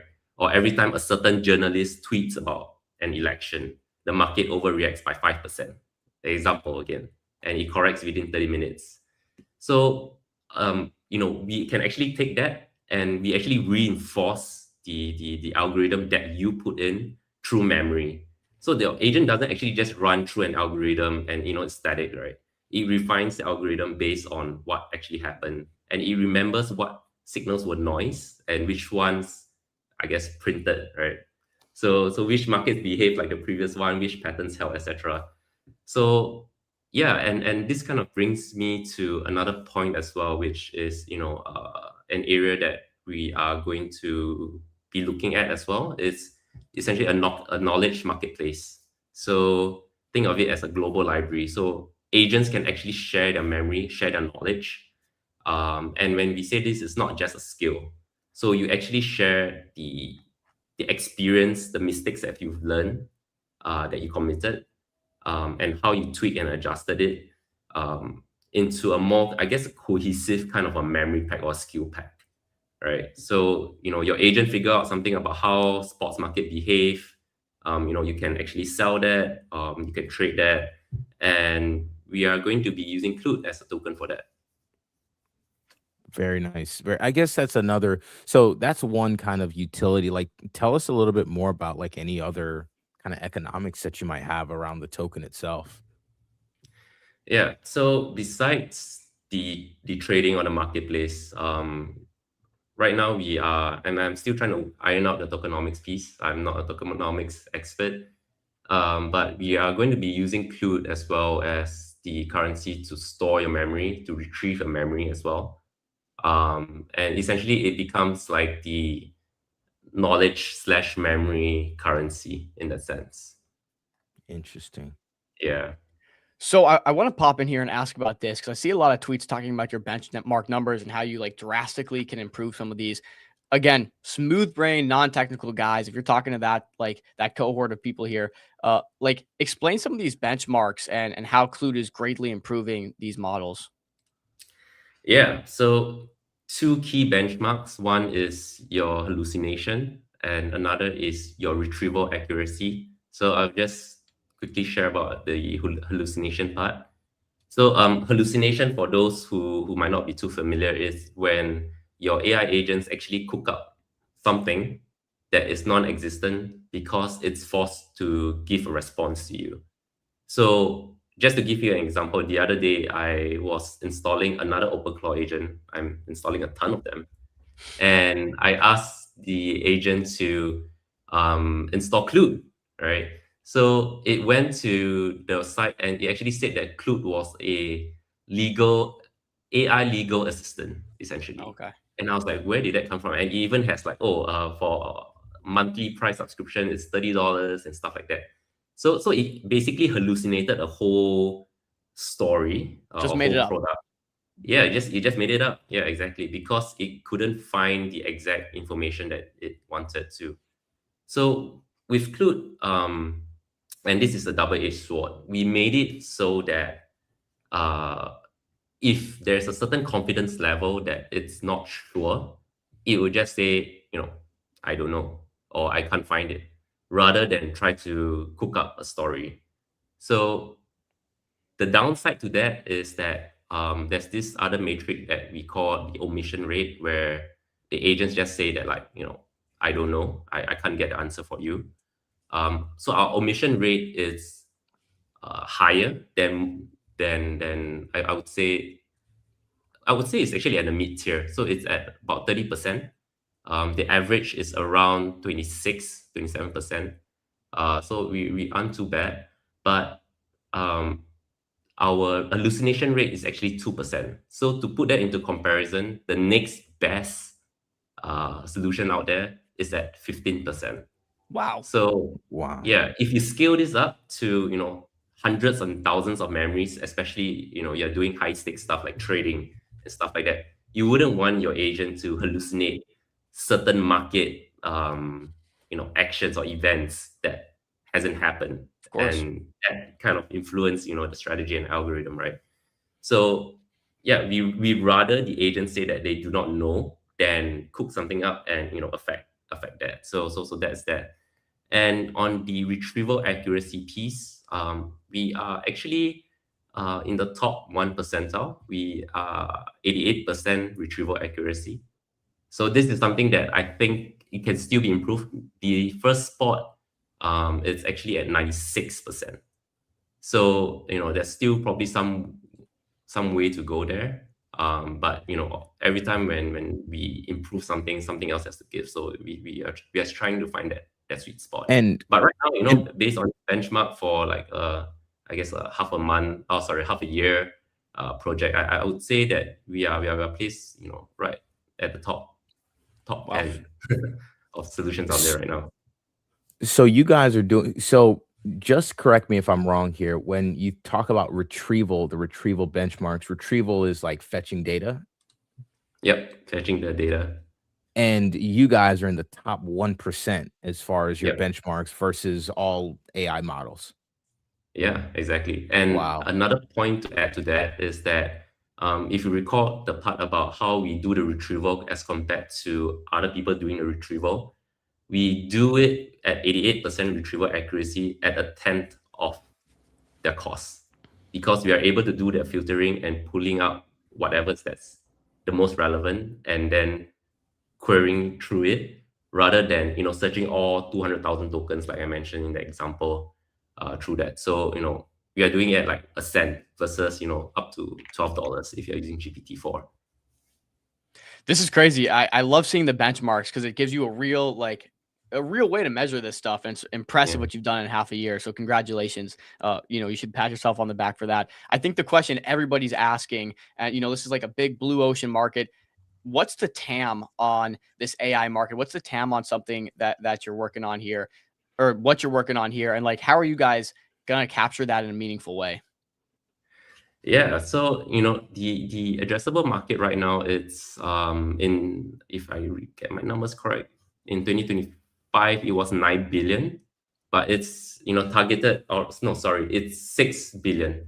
So in 2026 it's going to be 9 billion this year, and then by 2030 it's going to be 33 billion. So basically it's growing at a CAGR of about 39%. And this So is the addressable market for agent memory, or what agent specifically? memory, yeah, Okay. just agent memory.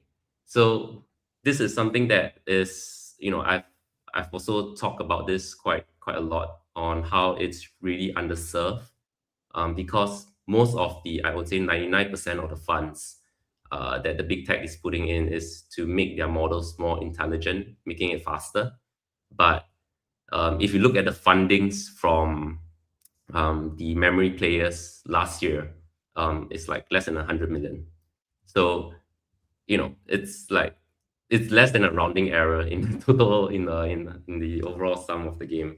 Mhm. So yeah, the broader AI agent markets it's growing at an exponential rate, as we can all tell. And I feel that memory, it's really a foundational hygiene kind of thing that all agents would need, right? So to one of your earlier questions in terms of who is this applicable for and who can use this, basically anyone that's running AI or AI agents, essentially. So if you're running a video generation content kind of thing, uh, hallucinations might cause you to generate something that's wrong, right? That could be an application for Clued. If you're trading, I kind of gone into that as well, and so many other things as well.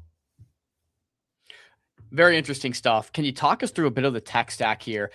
Venice AI is one we've been super interested in recently. I just love their private system and the way they're also offering like the VVV tokens for staking for compute, like for lifetime. Really cool stuff. Can you talk us through the tech stack here and who you're working with, what you're using exactly? Yeah, so Venice is is a product that I really like as well. And when Clued launched, I think one of the first integrations that we did was actually immediately with Venice. And that is because I'm also a huge advocate for data privacy. So right now, just quickly on the privacy part, that the memories, the content that you generate through your ChatGPT, your Claude, all of those kind of don't belong to you, right? They all kind of sit in the respective company servers and stuff like that. They decide what to remember. They decide, they can delete it, they can train it, and you kind of have zero control on that. So you early in the stream, you guys talk about sovereign memory, right? So sovereign memory really means that the memory belongs to you and not the model itself. Venice has already built such a capable infrastructure in place that it only makes sense for us to leverage on that. So our inference layer, so essentially include the part where we read the text and try to understand that. That layer is entirely powered by Venice, so it's completely anonymous to users. And just earlier today, I actually teased and showed about our chat interface. So moving forward, there's going to be almost like an OpenAI, a ChatGPT equivalent, but it's going to be powered by Venice. So it's going to be completely anonymous, but we are adding that includes memory layer on top of that as well. So you accumulate your memories, you can keep the memories for yourself, you can bring it around. If you are going to, let's say, Gemini tomorrow, you are able to extract all those memories, throw it into Gemini.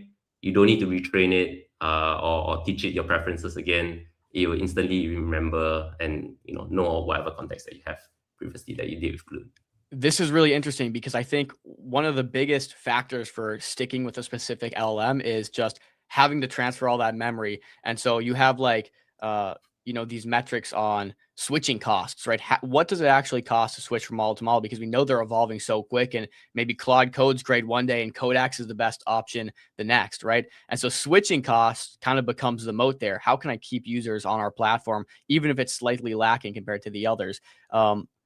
Is that kind of the moat for you guys where it's like, look, we know people are going to be jumping from LLM to LLM. We want to make sure switching is as seamless as possible. Yeah. So I would say memory is really the moat here. Overall, it's a very broad picture.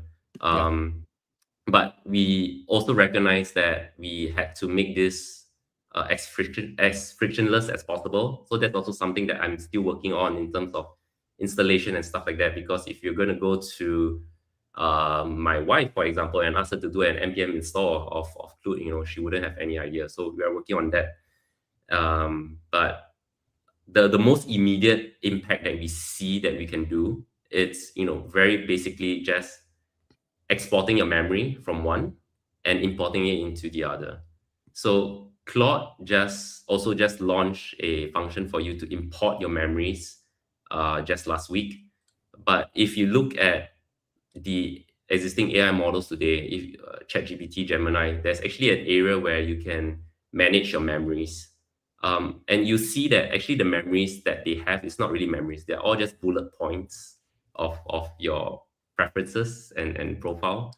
And sometimes it's not accurate as well. And you're actually just extracting those bullet points and just putting in another. Whereas for Clued, we are bringing that full stack of memory that you've gathered, like I mentioned again, the little details that you have, and actually taking all of that and giving it to the AI model. So, in terms of details, fidelity is going to be much richer as well. And it's just a very simple click of a button, export, and then, you're going to import it in. And just, I guess, a little additional stuff that I want to share as well in terms of the memory piece that we are doing, or memory packs, as I call it, is that we are building a way for you to selectively retrieve certain memories as well. So with your AI agents, you could be talking a bunch of stuff, but if you want to retrieve, for example, specific memory on how to bake a banana muffin, for example, you don't need to retrieve that whole, a million memories and stuff like that. You are able to just retrieve just that selective, 10,000 memories or 1,000 memories and stuff like that. And then, take that, extract it, modularize it, and do whatever you want. Feed it into another AI if you want. You want to put it on a knowledge marketplace if you want to as well. You could do that. So yeah, that's also coming up in soon. Love it. Love that, Alpha. We're coming up on time here. I wish we could just jump in your brain and get everything out there, but 35 minutes isn't really enough to do that. So I'm going to ask you quickly, what's on your roadmap? What are you guys working on right now? I think you kind of just gave us a little insight to that, but maybe add to whatever you can. Yeah. So right now, is it okay if I share my screen? Please. Oh my gosh. Yes. We love we love demos. We love when founders share their screens. It's just a little plus sign there at the bottom. Just trying to find an opportunity to do that. So thanks for. Oh, perfect. Let it rip. Yeah. So this is what I'm building right now. It's a dashboard of your agent's memories, essentially. And this is just one of the agents that I have. So over here, you can kind of see a live feed of, if it's processing something, what is it thinking, and what is it consolidating and stuff like that.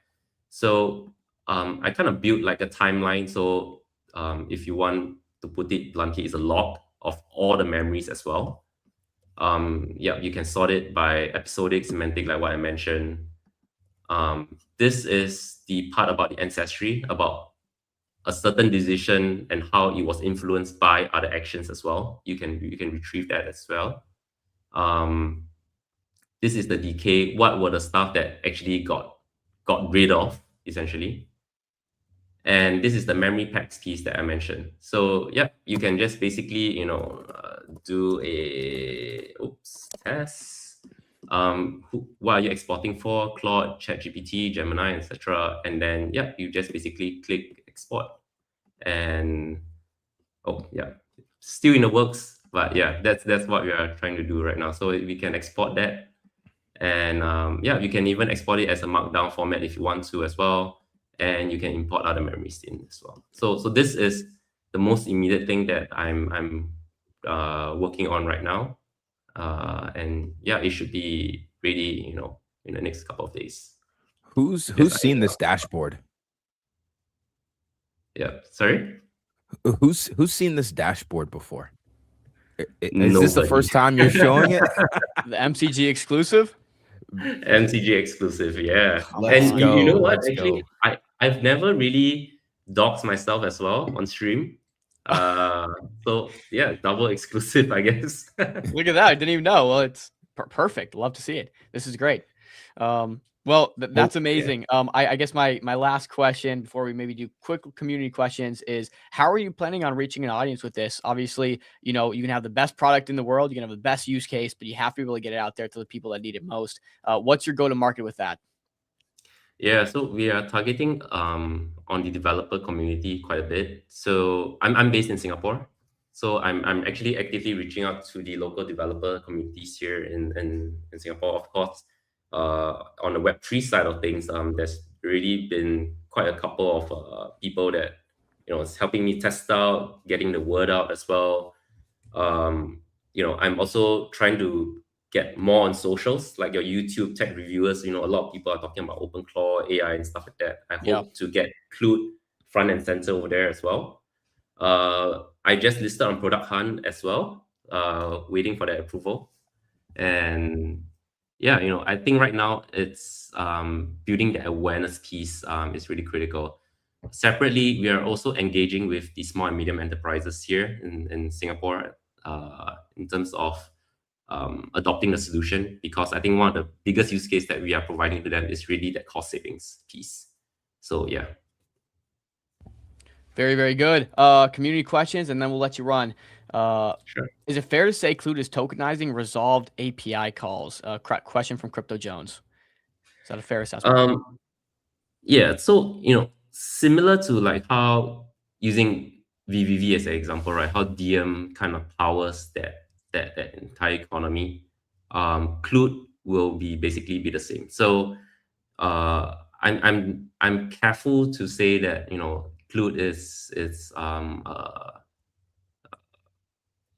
any sort of token, because you guys mentioned about how the securities in the US, how you guys are defining it and all. So for Clued, it's from a utility perspective, you are using it for storing of your memory, retrieving, and powering the entire memory infrastructure essentially.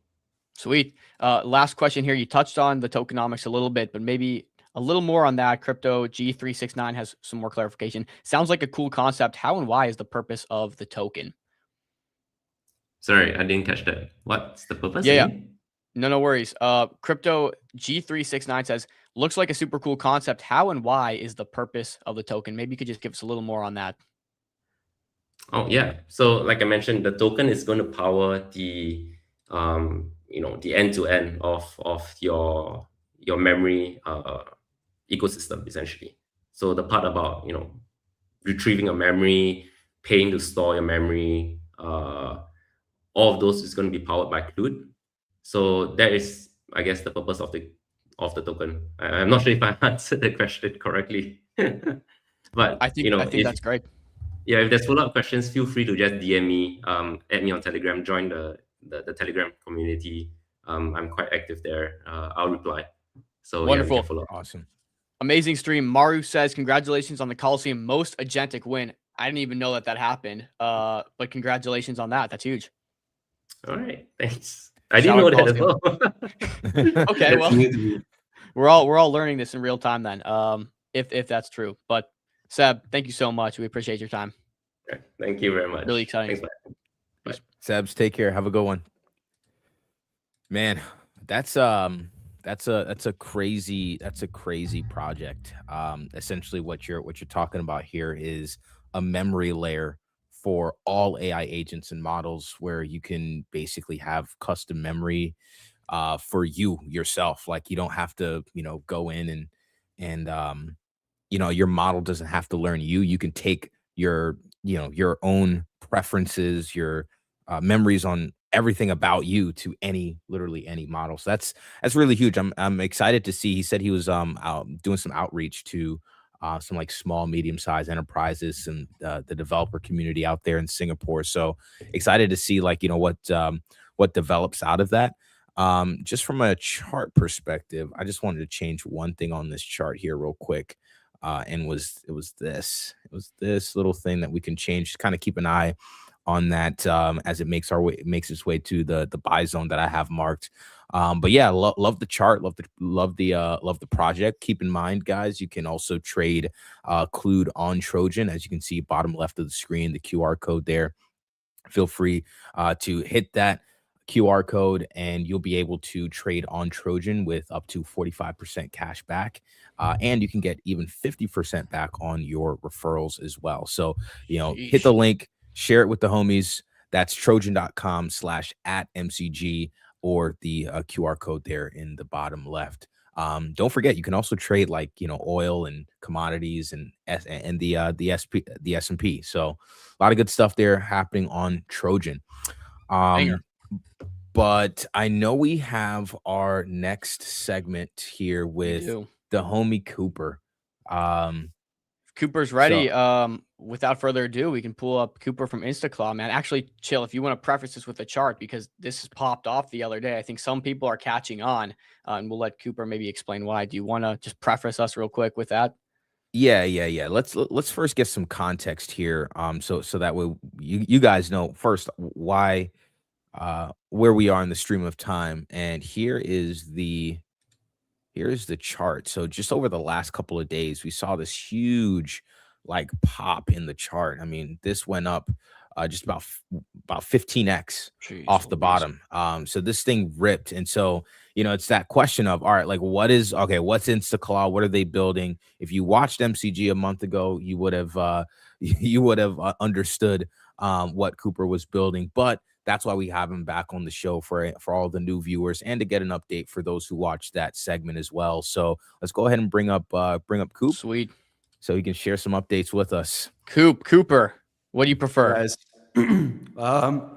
sorry, a little something in my throat there. All good. Whatever you want to call me, Cooper. Most of my friends call me Coop. Then we're rocking with Coop. I like the red shades. You got the red light backdrop. You're prepared. I'm dialed in now. I've invested in content and plan on starting to kind of build my personal brand out a little bit on socials and stuff. So bought like a really nice mic and it should sound really crispy to you guys now. It does. It does. Yeah. I got a question for you just around like building a personal brand, something that I've been doing over the last couple of years as well. So if you have any questions, let me know, or if you or anything, but like what do you feel like is the center of your personal brand? Are you going to just kind of be just a founder of InstaClaw and ClawLancer, or are you going to be like a sort of like an AI dev, AI builder? Like what's your personal brand going to be centered around? So my kind of idea, that's a great question. My kind of idea when it comes to that is be a little bit bigger than just like a dev or an AI dev or something like that. I think things are changing really fast and things are going to look a lot different in the future. And I really want to I'm super into health and biohacking and all that stuff outside of the work that I do. So I think kind of like a mixture of like actually like being able to work on projects like this while stay healthy and like actually like take care of yourself. So kind of like a mixture of those kind of two, I feel like would be kind of the end game goal for where my personal brand would stand. outfacing. Got it. So more like life in the day in the life of Cooper type thing. Pretty much, yeah. I think it's a Go ahead, smart sorry. move. It's a smart move. We're seeing a lot of prolific founders these days, and it kind of seems like, if not for just a business standpoint, just a way to, I think, humanize yourself as a person and have people resonate with your story. And it works, I mean, double as well as a founder of a project. Like, look at Cluely. I mean, people can argue that Cluely's product is maybe not the best, but absolutely gone viral for his tenacity and the type of person he is. So it's right. Every founder should be really focusing on it. So I'm glad you took the wheel there. Yeah, 100%. And a lot of the stuff that's been happening on X and the partnerships that we've been making and the kind of things that we've been doing have helped a lot to kind of let me not have to put too much time into that and really focus on product right now, which has been super helpful. But coming up here pretty soon, I'm going to be like full on like Riley Brown content style, Love it. like studio, like super cool, like kind of longer format stuff is kind of the goal. Well, we're glad we get you for the debut of all that stuff. Yeah, of course. Yeah. If you ever want to collab with MCG on the long form, let us know. But for our viewers, both new viewers and old, I guess for the new viewers, that's kind of, we've had a lot of growth recently. So for all the new viewers, just kind of give us a little rundown of your background, what you're building, and then we can kind of get into updates and what's been going on with you guys recently. Yeah, for sure. So just a little background on me, I guess. I've been just been an entrepreneur. I've been building for I dropped out of college about 5.5 years ago now to go all in on my marketplace that I had going back then. That was doing pretty well. It was like a student help marketplace where college students were hiring each other for things like hanging up each other's TVs, washing each other's shoes, watching each other's dogs. And then we had like a whole summer storage thing wrapped into that. That did very well. That's how I've like basically been able to pay for my rent and life and all of that while I've been building, learning, and getting better at all this stuff. And then ever since then, I've launched a few other projects, one being a project called Yours Truly.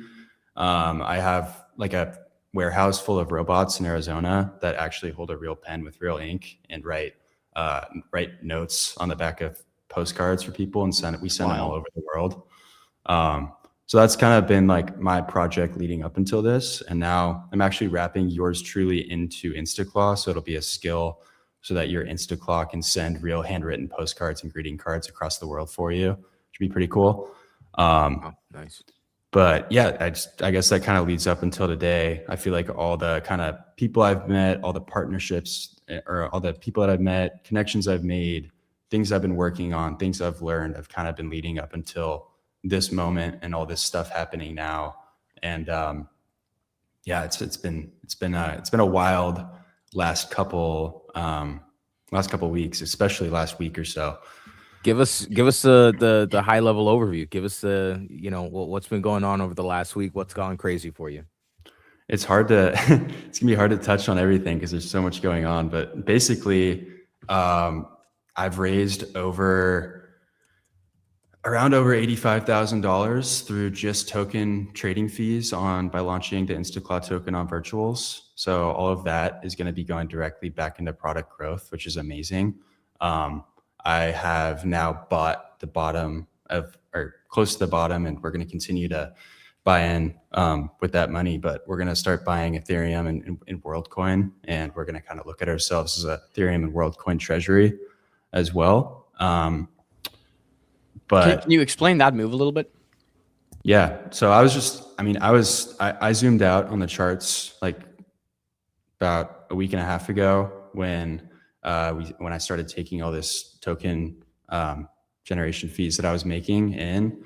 I was looking at what I wanted to do with it in the meantime, whether I just wanted to hold it in USDC or what. And I zoomed out. I went on the 3-month chart, and then I went on the year chart, and Ethereum and all the other cryptos from my perspective would have to break like a 13, 14 or whatever year trend line if it were to go any much lower than it is now. So the thought process there is kind of put that money in so that it can grow. Because I think we're near bottom. Whether most people might some people might not think that, but I personally think that we're near the bottom here. And I think that money that we've raised so far is going to, grow over the next couple months here. So we'll have even more to our access. WorldCoin's been getting a lot of interest. Can you kind of explain why WorldCoin, what WorldCoin is? I don't know if everyone's fully aware. I think everyone knows what Ethereum is, but WorldCoin maybe not so familiar. Yeah, so WorldCoin, there's a lot to it, but the key factor here and the biggest unlock for the agentic economy is the fact that WorldCoin is the best by far.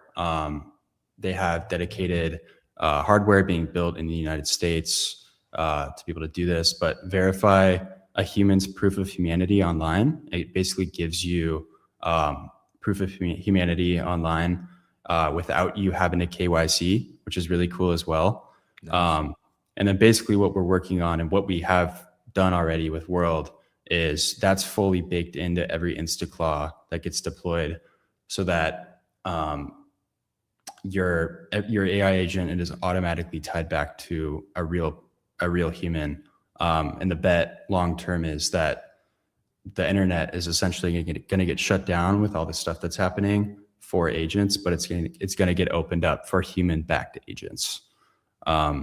And in the background, like I'm very close to the World team, and I know them pretty well now. Like we're working on talking to companies like Cloudflare and stuff like that to be able to make these partnerships and make this possible, so that World human verified agents are the standard of the future. Wow. So I noticed that the other day. Was it the WorldCoin founder or someone on the team kind of tweeted out about you? Can you run us through everything? You mentioned that you're kind of getting closer to the WorldCoin team. So can you explain that relationship for us and kind of what led to the tweet, which led to all of this mania on CT? Yeah. So I guess background, I've been getting to know them over the last year or two now. Instaclaw is receiving grants from the World Foundation now, which is great news. And congrats. Thank you. We basically, I was the first person / project to implement Agent Kit built by World. And I actually helped them test it before production and all that. And now we're looking at some deeper potential integrations as well. I don't want to talk too much about that because the details aren't finalized there. But looking at how we can deeper integrate and basically make it so that every single World verified human automatically gets an agent inside of the World app is kind of the goal there. Very Got cool. it. So you've been getting to know the WorldCoin team for about a year. You guys have now kind of have a better relationship, and you're saying you're trying to use their technology to build toward agents that have was it verified humans? Or explain that a little bit. I just want to make sure I'm getting it right. Yeah. So basically, the best way to think about it would be if your agent wanted to go transact, or say, for example, in the future, your grandma's agent wanted to ask you ask your agent for money for something. There's going to be billions of these agents out on the internet basically trying to talk to all these different agents. And when you know that there's a verified human and you know which exact verified human is behind that agent, that makes a really big difference. And then I guess the other kind of thing building on top of that is the unlocks that these agents will get on the internet and what that means for them being able to access certain websites like Instagram, for example, and be able to fully manage an Instagram end to end for a human, because it's not going to be a spam, or it's not going to be a spammy bot, or it's not going to have bad intentions. And if it does end up doing bad things, it is linked to an actual human. So there are repercussions there, whether that means the agent getting banned or whatever that is. Does that kind of help make the connect? Yeah, yeah, no, that makes a lot of sense, actually. That makes a lot of sense. I know the last time you were on the show as well, Cooper, you mentioned that you were kind of speaking with the virtuals team. You know, you had you know, the Instaclaw token. You want to make sure that, you know, everything is taken care of and done in a sensible way. And so you said you were kind of just talking with them. How have those conversations been going? I even saw that you placed third in the World Builder residency as well. So just kind of walk us through your relationship with the virtuals team, and also, you know, what you recently placed in, you know, over the last couple of days. Yeah, for sure. So kind of similar story to World. I kind of really started getting into the crypto scene about 3 years ago, and I started getting to know some of the virtuals team members. I actually met him at this thing called Edge Esmeralda. It's a really cool like thing where they get cool founders and people doing cool things across the board. How long To ago fly. was that? That was about almost a year ago from now. A little over a year ago. So I met one of the team members on virtuals, and we had been kind of talking about launching a token for yours truly, my card business. I didn't really think it made sense at the time. And then just ever since then, we've stayed in touch, and then all this stuff popped up, and they reached out to me, and we kind of started having the conversation. And yeah, I mean, now it's gotten to the point where I'm in like a dedicated group chat with the entire team, and we can kind of talk about things and plan things out, and really make sure that we're marketing things correctly. So it's been helpful that like we're on a more hand-to-hand basis with them, I guess. Got it. That's really awesome that you've been able to, I mean, develop relationships with, you know, the likes of, you know, teams like WorldCoin and virtuals. I mean, those aren't rooms that you just kind of, or aren't teams that you just like, you know, happen to accidentally fall into the same circle of, right? So that's really awesome. That's really awesome.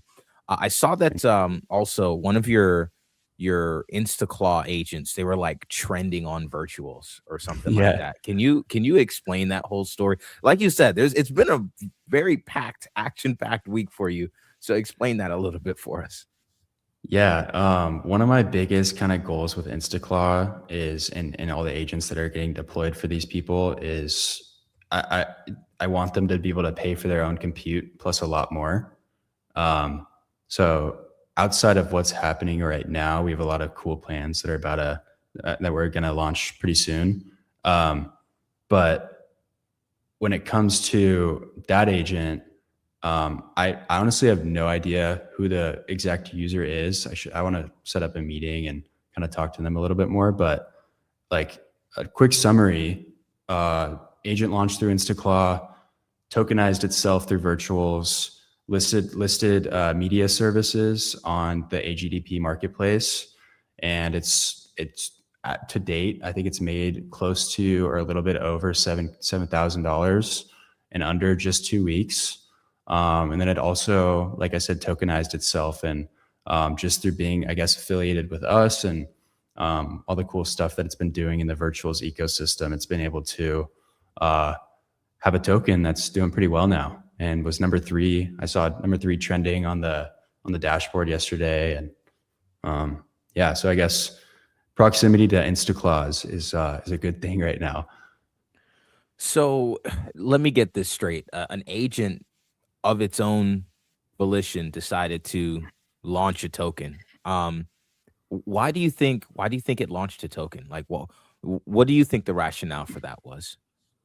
Well, the human that deployed it probably said, through from what we've been posting and marketing and all that, we also have a skills dashboard inside of our thing. They probably saw that and said, I want to start making money on the virtuals marketplace. Can you do that for me?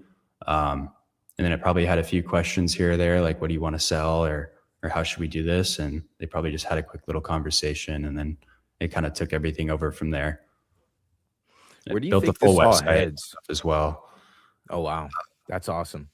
I mean, where's this all going? I mean, obviously there are agents launching on InstaClaw. There's going to be agents doing stuff for people. Perhaps there are agents like trading on chain. We just spoke with another founder who has a memory system where agents are using that to now trade on things like Polymarket, trade on chain. Like what's the future for Web3 agents? Is it just a token and they keep the fees, or are they going to kind of make kind of real economic or more impactful economic decisions with the fees that they earn? So in my head, the end game for Instaclaw and everything that I'm building here is humans in the near future. And part of the bet that I want to make is humans, I think, are going to be born alongside an agent, essentially. And this agent is going to basically grow up with them, optimize their life, optimize their relationships, optimize their work, help them make money, do everything above and below. It's basically going to be like a personal assistant that knows everything about you and grows up with you. So that's kind of the end game for where I see Instaclaw going. Like, I want a hospital to assign an Instaclaw to a human like they do a birth certificate. Is kind of my crazy big picture for this. But when it comes to like economic in like how it can actually make an impact there, like outside of just like what Instaclaws are doing on Virtual's platform, we have a ton of different other ways that they can go out and earn money autonomously, whether it's prediction market skill, they can trade autonomously on ungated Polymarket accounts. So we have Instaclaws trading war news on Polymarket and Kalshi. We have Instaclaws selling services on like Gumroad and other freelance platforms like that. So basically trying to spread as wide of a net as possible. And then the last thing I want to touch on here is part of the configuration flow that we're going to have here pretty soon. And we're working here. I was going to mention this soon, but we're working closely with Virtuals now. And then I was listening to your guys' conversation earlier. I have a call set up with OX Deployer tomorrow. Nice. And we're going to talk through the bet. And so I'm basically talking to Virtuals and OX Deployer, and I'm figuring out between the two which one makes the most sense for how agents are going to be tokenized upon launch without like the humans even thinking about it or noticing anything. And then in the short-term future, I think these agents will be trading against each other's tokens based on their on-chain reputation scores, fame, everything above and below that. Man, you gotta, when you hop on that call with OX Deployer, he recently followed me. Shout out him. Tell him hop on MCG, man. Tell him you had a great experience. Tell him the boys are cool. Put in a good word for us. But that's awesome. You appreciate you. That's awesome though, man. I mean, you're working with Virtuals, you're working with OX Deployer, you're looking at, just building out the future of this sort of like agentic economy that is within Web3. I guess last question I have before I pass it over to Dom here. I know he has a few questions for you. Skills. How many skills are available on Instaclaw right now? So Instaclaw is what an OpenClaw is exactly. And whenever OpenClaw updates, all Instaclaws automatically update. And then on top of that, myself specifically, and then I'm actually going to hire a pretty crack developer here soon to help me out with things. But we have about 22 or 23 custom built skills like the Polymarket trading, Higgsfield AI video generation. I could run through a few on the list right now if you want me to do that. But yeah, 22, 23 custom built skills. And most of them are really focused on letting your agent go out and earn for you and pay for its own compute a lot more. It's kind of the goal there. So like some of the skills, e-commerce, lists and sells products on Shopify and marketplaces and manages entire Shopify end to end, working on a really cool case study here that we're going to start posting about there. Clawlancer picks up bounties and earns crypto on the Clawlancer marketplace. Virtuals AGDP finds and completes jobs on the Virtuals AGDP marketplace. Solana DeFi trading trades tokens in Solana via Jupiter and Pump Portal with built-in safety rails. prediction markets, trades on Polymarket, Kalshi, freelance digital products, sell services and digital products on Gumroad, Fiverr, and Upwork. Language tutor, gamified language lessons personalized to your life, a private Duolingo that knows you better. Director skills, so it can make like full-on movies, and like you could generate a video, a C dance, and then just keep telling it to extend it and extend it and extend it, and it like intelligently basically knows like how to bridge these scenes and how to like actually make it hit. So we're like configuring all this stuff in the background, voice and audio, so it can create stuff with 11 Labs, brand design, remotion. There's a ton. So I could keep, it can like full on coding, so it can create full on websites, apps, and all that. I got a butt in here real quick. You have all these products. Are you like making these individually, or how are you creating all these products? Is it autonomous? Like there's a ton here.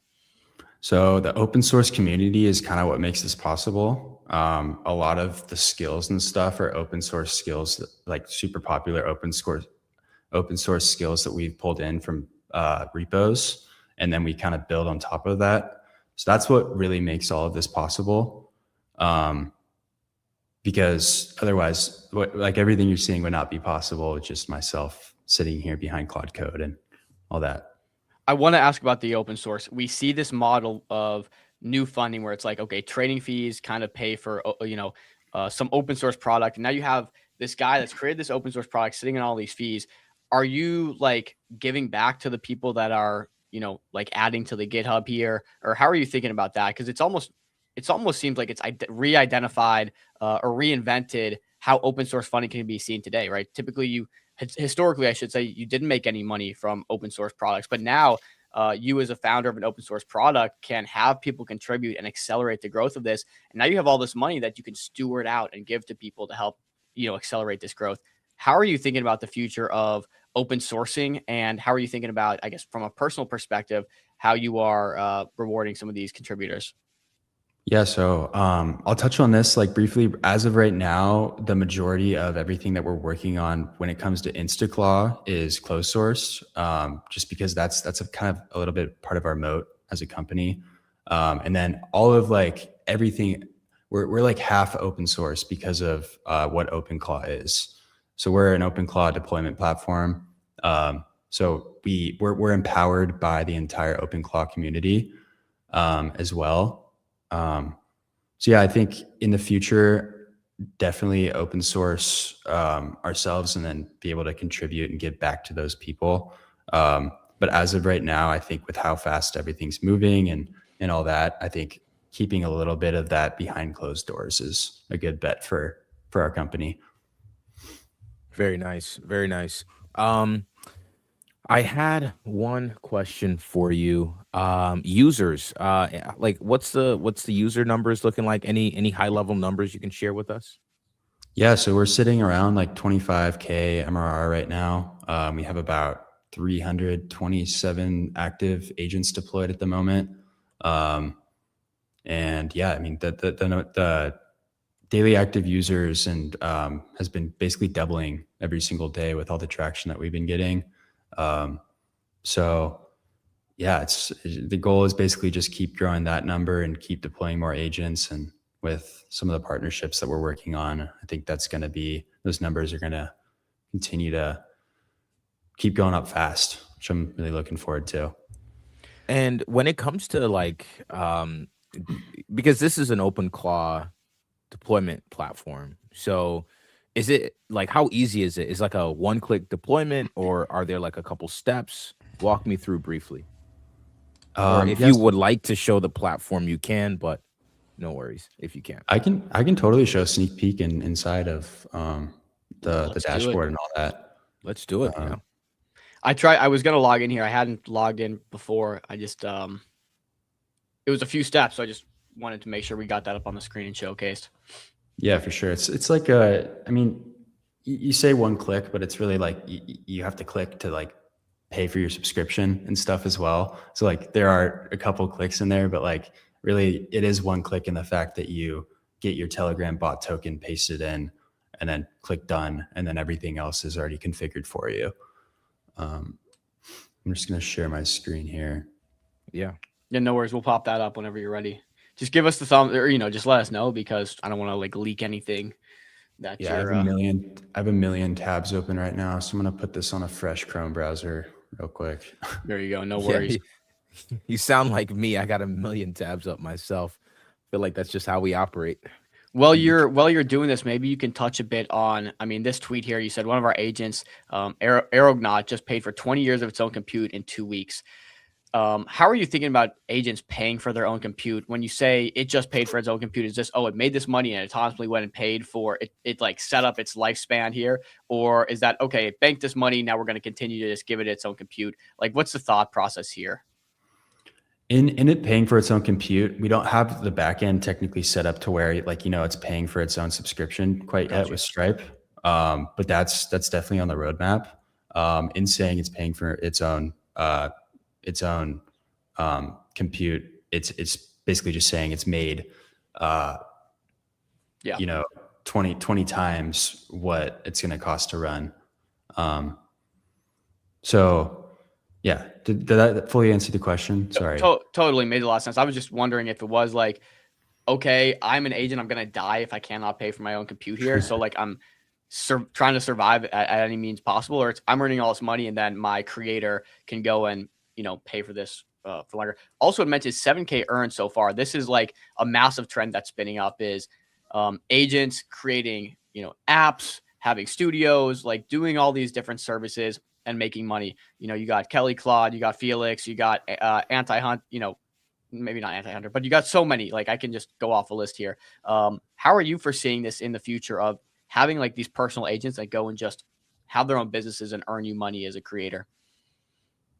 I think that's really the future. And I think that's just going to continue to become more and more apparent every day. And that's really what I'm working toward with everything with Instaclaw. I think the real value in these agents is not just being something you chat to or get information out of. It's actually going out in the real world and making you money in like doing things of value. Even if it's not making you money, it's doing something that's valuable to you and making your life better.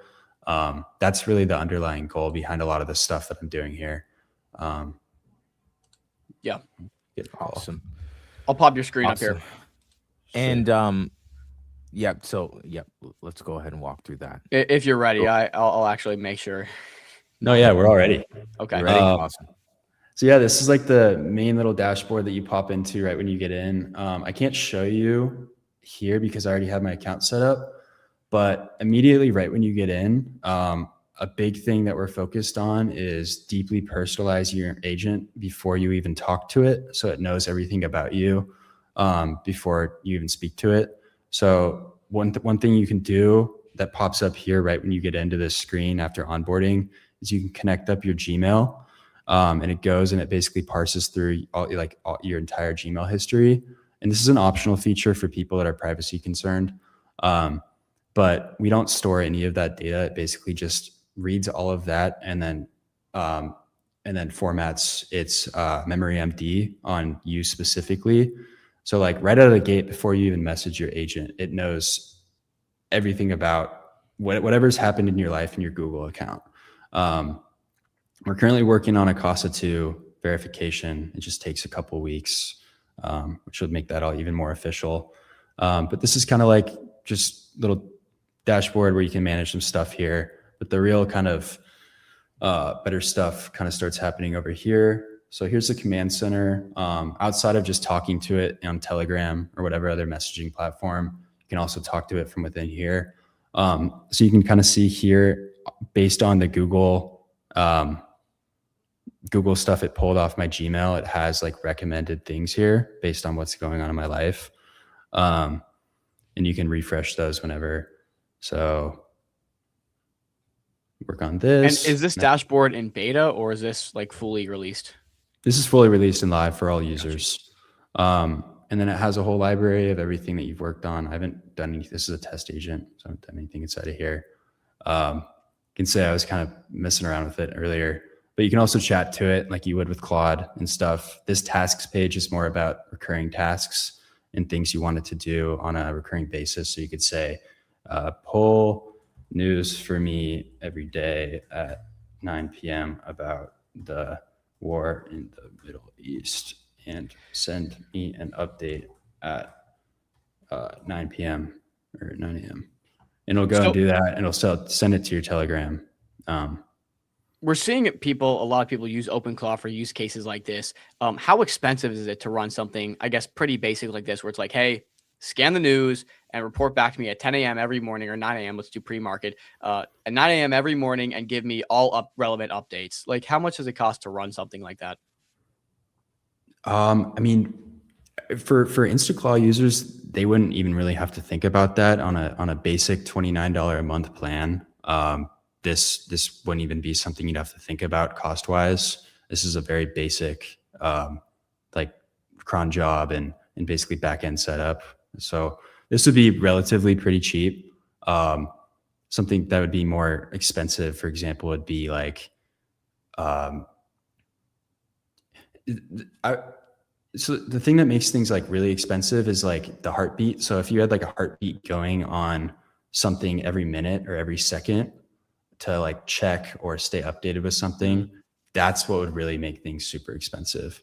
And we have like all these kind of cool like things built into the back end that make it so that you can't totally mess up your agent's heartbeat and get screwed on credits. Got you. That's more of like a one-time scan, probably scans at like 8:45 and then has everything ready for you type of deal. This one, we could probably ask here, fine. How you just say scan every 5 minutes. Okay. And then you can update this if you wanted to. But yeah, and then you can go to the heartbeat. So like I was just talking about, you can fully manage your agent's heartbeat and get like a visual on that and see kind of how much credits it's using and get like an overview of how this all works. You can update your heartbeat with natural language or just use like the slider and it'll update your heartbeat. And then we have our earn page. Here's some of the ways users can earn with their InstaClaw. It's a whole basically configuration thing that tells you how to set it up. A lot of the stuff we just recommend you just talk to your agent about it inside a chat, just by saying something like register on ClawAnswer, ask me what I want your marketplace name to be, virtuals, and then prediction markets. And so yeah, and then here's a skills page.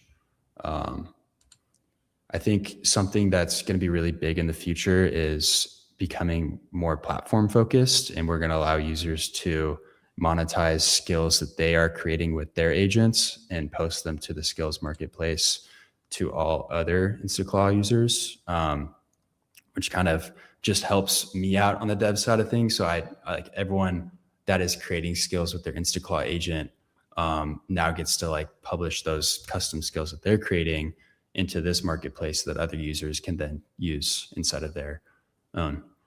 So let's actually talk about that fee model real quick, because I want to get your whole knowledge base on like what the addressable market is here and how you guys plan on earning money, the economics around the business. What's like the core for you guys in terms of earning money and being profitable? Yeah. So I would say we probably make around, it depends on like the model or the plan that users select. On the base plan, we don't really make very much margins there. Our kind of goal is to get people to experience what InstaClaw is on the base plan, if that's what they prefer to start off with, and then kind of see the value and then upgrade to a larger plan to where they can actually automate meaningful things and have it be fully, truly autonomous 24/7. Just because on the $29 a month plan, you get limited a little bit. But the goal with that one is to really let people experience and get the in and then kind of build them up into taking over more stuff. It seems like you're kind of targeting everyone here. I mean, I think back to something really interesting you said at the start of the call, and it was like, ideally, we want we want this to be like a birth certificate. When someone's born, they're just like assigned an agent with persistent memory and all that good stuff. Who are you addressing? Like, who is the target audience for these services? We're still kind of honestly figuring a lot of that out. We have users across the board doing a bunch of different things, from polymarket trading to managing Shopify stores so to answer your question, it's really just kind of me letting my current users steer me in those directions, because those are obvious signals to me that for like what people want to use it for. So really just like dial in with like our favorite and best users and make sure they're having a flawless experience, and then basically do publicly showcase that after. So like with the e-commerce one, we're working with a guy that's in like the Andrew Tate war room and stuff, and he's like, after we get all this stuff done, he's gonna like share it with the whole war room, and we're gonna do like a whole showcase on X and stuff like that. That's pretty sick. Yeah. Yeah, I guess on that note too, one thing I keep thinking back to, and this product kind of reminds me of this conversation Mark Cuban had. I think it was TBPN actually. He had a conversation with those guys, and he was like, "Look, AI agents and small business, using agentic workflow is gonna be really important, but that market just is widely untapped because." For whatever reason, but it seems like there are so many small businesses that could benefit by adopting AI agents. Are you guys targeting those small businesses or like implementing workflows and agent workflows into this market at all? We're really consumer focused at the moment, but something we've been thinking about in the background for sure is enterprise and B2B as well.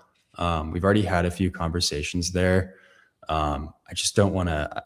I think this is really going to be, I think there's hundreds of millions on the line on the consumer market here right now. So that's my primary focus at the moment. But I've hired a growth guy that's worked at some pretty serious Series B startups in San Francisco and stuff. And he's going to be helping out with all this going forward, just to kind of make sure that he's just going to be kind of having those conversations in the background to try to work towards those things. And we've mainly addressed the base side on this, but you do have a token for ClawLancer on the Solana side, which is one of the products you guys offer. Could you tell me a little bit more on what ClawLancer is and maybe your thoughts on what's going on over there on that end? Yeah, for sure. So ClawLancer is basically the Upwork for agents. It's a place for agents to go trade services, post services, earn money, and then on top of that, also build their on-chain reputation scores by doing all of that. So every single InstaClaw that's deployed is automatically a ClawLancer user. So I kind of view InstaClaw as our funnel, as my initial funnel into ClawLancer to solve the chicken and the egg problem, because that was the initial problem with ClawLancer. Was I needed people posting bounties, and I also needed more agents on the platform to be able to pick up those bounties. So we're still kind of experimenting over on that side, but I have some really cool plans now that I've finally figured out where I want to take that side of things. And it kind of ties back into world again. So I can touch on this really quickly if you think I should. Yeah. So basically,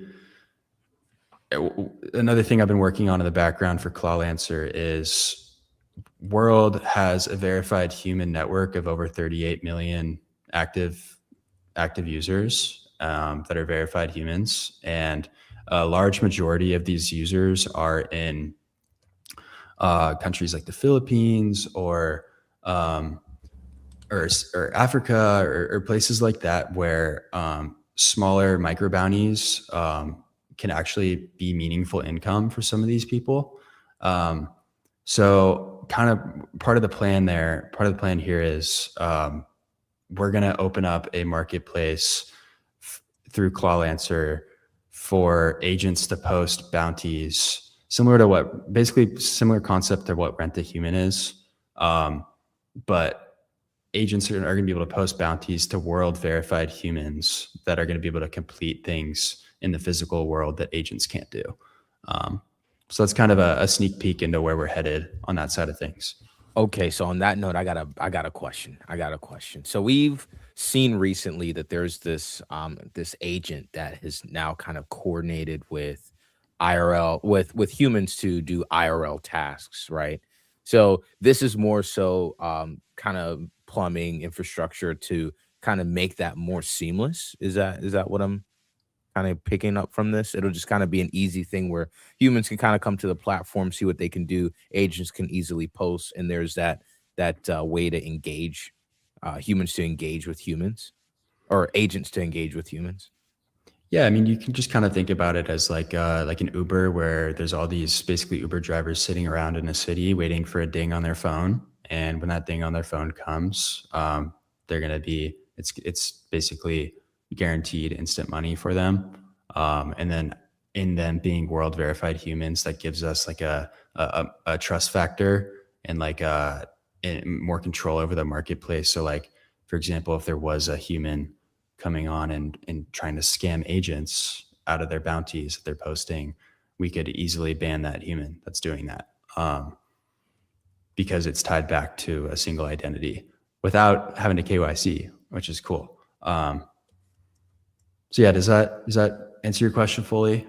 Yeah, no, that answers my questions perfectly. I guess the last question, I know we're running up here on 45 minutes. I definitely want to respect your time, and it's been an absolutely amazing conversation, and good to see the glow up on the mic side. You got the lights and the red glasses compared to when you first came on. But the last question I have for you was just in regards to roadmap. I mean, we've mentioned a lot of things that you'll be working on, but feel free to mention in this anything on the roadmap that you're excited about, or anything that we left out of this interview that you'd like to touch on.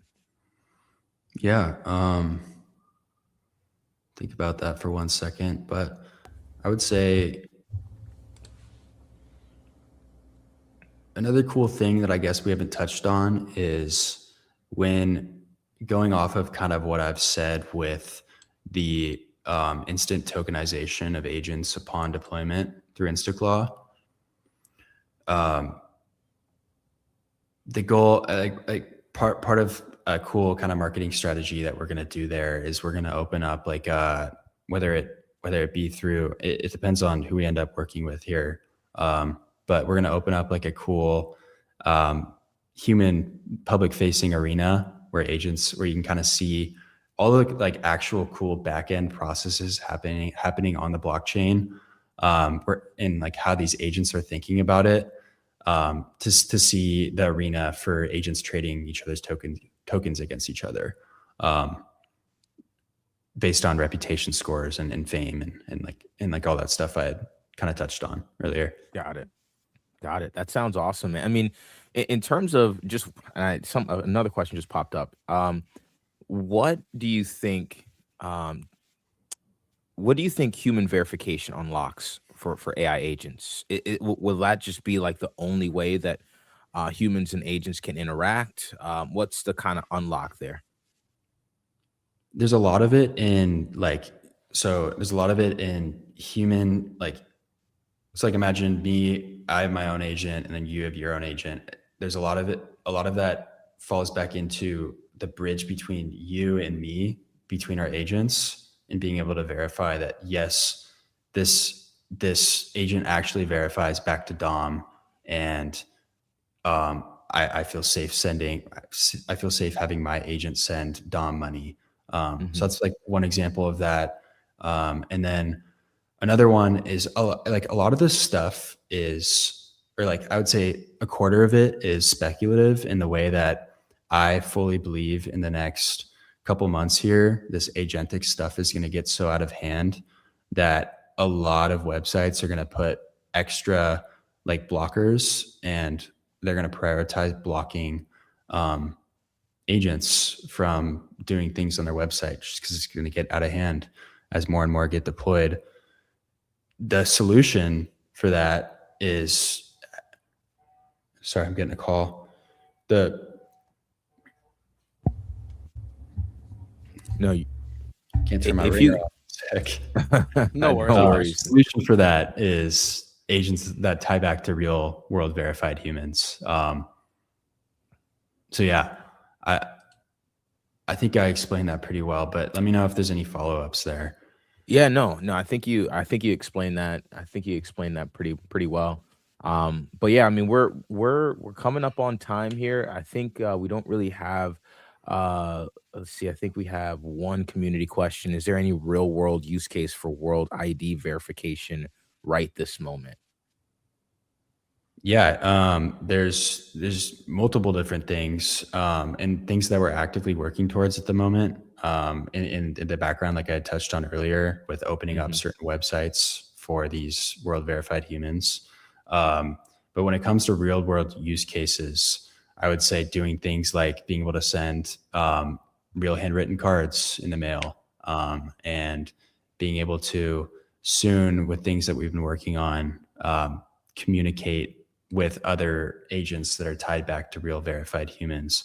And that just really adds a massive safety and trust factor into a lot of everything that's being built. And yeah. Awesome. Awesome. Well, look, Cooper, it's been a pleasure having you back, man.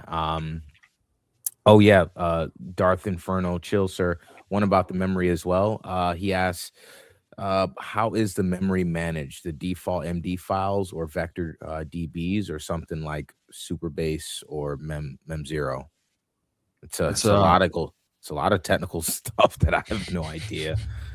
it's a it's a little bit more complicated than that, for where we're at now. But yes, it does involve MD files and databases, and we don't have Supabase or Mem0 technically involved in any of that. But we're actually working on a massive memory upgrade feature today, which is going to be really cool. But primarily it has to do with just like custom workflows that we're setting up at the back end to manage all of this, to make it as efficient and fast as possible. Got it. Got it. Sounds good.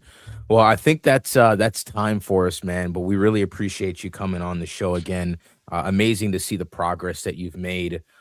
Just from a month ago to now. I guess it just kind of showcases how fast things move in Web3. But we appreciate you coming on again, man, and looking forward to again open door policy. So if you'd like to come back on as things get built out, just let us know. Happy to have you back on again. Great to chat. Great to catch up, and definitely looking forward to doing this again in the future. Thanks, Coop. Banger. Yeah, excited. Appreciate you, Coop. Appreciate it, guys. Have a nice day. You too. Yep. Banger. Alrighty. Banger. I got a ton of bang. I'm sending more notes you guys way. I don't know. I can post them here in a sec if you want. But anywho, that was a wild interview. I mean, it's crazy to know that he had a deep relationship with both the Virtuals team and the WorldCoin team. And Banker. I mean, that's crazy. I mean, and just to run through some real quick numbers, he mentioned 25K MRR, 320 plus agents created so far, and his daily active user count is doubling every single day because of the broader OpenClaw community and just the broader open source community as well, kind of adding some fuel to the fire there. So, I mean, great stuff on his end. And I just want to check real quick. I feel like Claw Lancer is like a really low market cap. I saw that Bags Eats Eco caught like a little bit of a bid here over the last 24 hours, but let's real quick check. I'm going to take a look at the chart here. Let's first look at the and by the way, why Bags is catching a bid here is because they did release their zero fee model, right? So it's interesting here. You can see I got it pulled up on the screen, but it's interesting. Bags kind of was the one that introduced this fee model originally, and now they're going and actually taking it away, right? They're doing the opposite of what everyone else is doing. So we'll see. Pump Fund notably, as Low Cap Hunter stated, Pump Fund notably copies Bags every single time. So he thinks Bags will overturn Pump Fund pretty soon. So could be the case. We can see there's one side innovating, one side, I guess, not innovating as much, but you can actually see Jussie has a post here. Jussie does great work on just protocols and what's hot in different Solana ecosystem. You can see Pump Fund still has 90% of market share here, where Bags app is only at 0.577. So maybe some flippening happening in the future, but that's kind of the reason we're seeing a pump in across the board. Yeah, and I mean whether it's bags, whether it's Pump Fun, MetaDAO, Futardio, trade on Trojan. Bottom left corner of your screen, scan the QR code. You'll have a chance to earn up to 45% cash back and up to 50% on referrals. Great place to trade there on Trojan. You can trade perps such as the S&P, oil, gold, whatever piques your fancy, and of course all of our favorite on-chain tokens. And if one of that happens to be Instaclaw, then here is the chart. So Supports the trade on show too. Trojan. Yeah, absolutely, guys. It supports the show, sponsor the show. So shout out them. Some really good stuff. I saw that I know we covered their feature earlier this week, but I think that's the first of any terminal to actually come out with something like that. So that's pretty awesome. Let's see what else here. What else we got? I wanted to look at Claw Lancer briefly here. Let's see. Claw Lancer. Oh, it's 68 market cap. Because he said, oh geez, actually pumped up quite a bit. I won't cover it here. I won't like show the Just chart pull it right up real quick. I'm wondering when it pumped here. If that was like a I think that was a fee announcement, I want to say. okay, it's pumped in the last day. Oh, that's because of Instaclaw. It's up from like sub 10K market cap. Jesus, man. I mean, you can't get a lot of size in there, but I'm not gonna lie. If you see Instaclaw pop off and go, what was it, 15x in one candle? Yeah, it's not an a bad easy move to just buy, a couple percentage of supply there for, dirt and run it up. And the only reason that I wanted to look at Claw Lancer and see where it was at was because he said he has plans for Claw Lancer with WorldCoin. Like, I'm like, oh, okay, like, well, I have to take a look over there then to see what the heck is going on. Okay, can we talk So, about this too? WorldCoin. This keeps getting brought up. We have some of the best, sharpest founders in AI on the show who are like on the cutting edge, bleeding edge all the time. WorldCoin keeps getting brought up. Shaw brought it up. Today we had it brought up. Many of other examples of WorldCoin getting brought up. I don't know, dude. When I hear something spoke about by smart people over and over and over again, it kind of makes you kind of got to look into it, right? You have to. And so maybe you WorldCoin's said something who I else haven't. mentioned it? Who was the second guy you said that mentioned it? Talking about Shaw? Oh, you said Shaw mentioned it. Okay, I didn't realize Shaw mentioned that.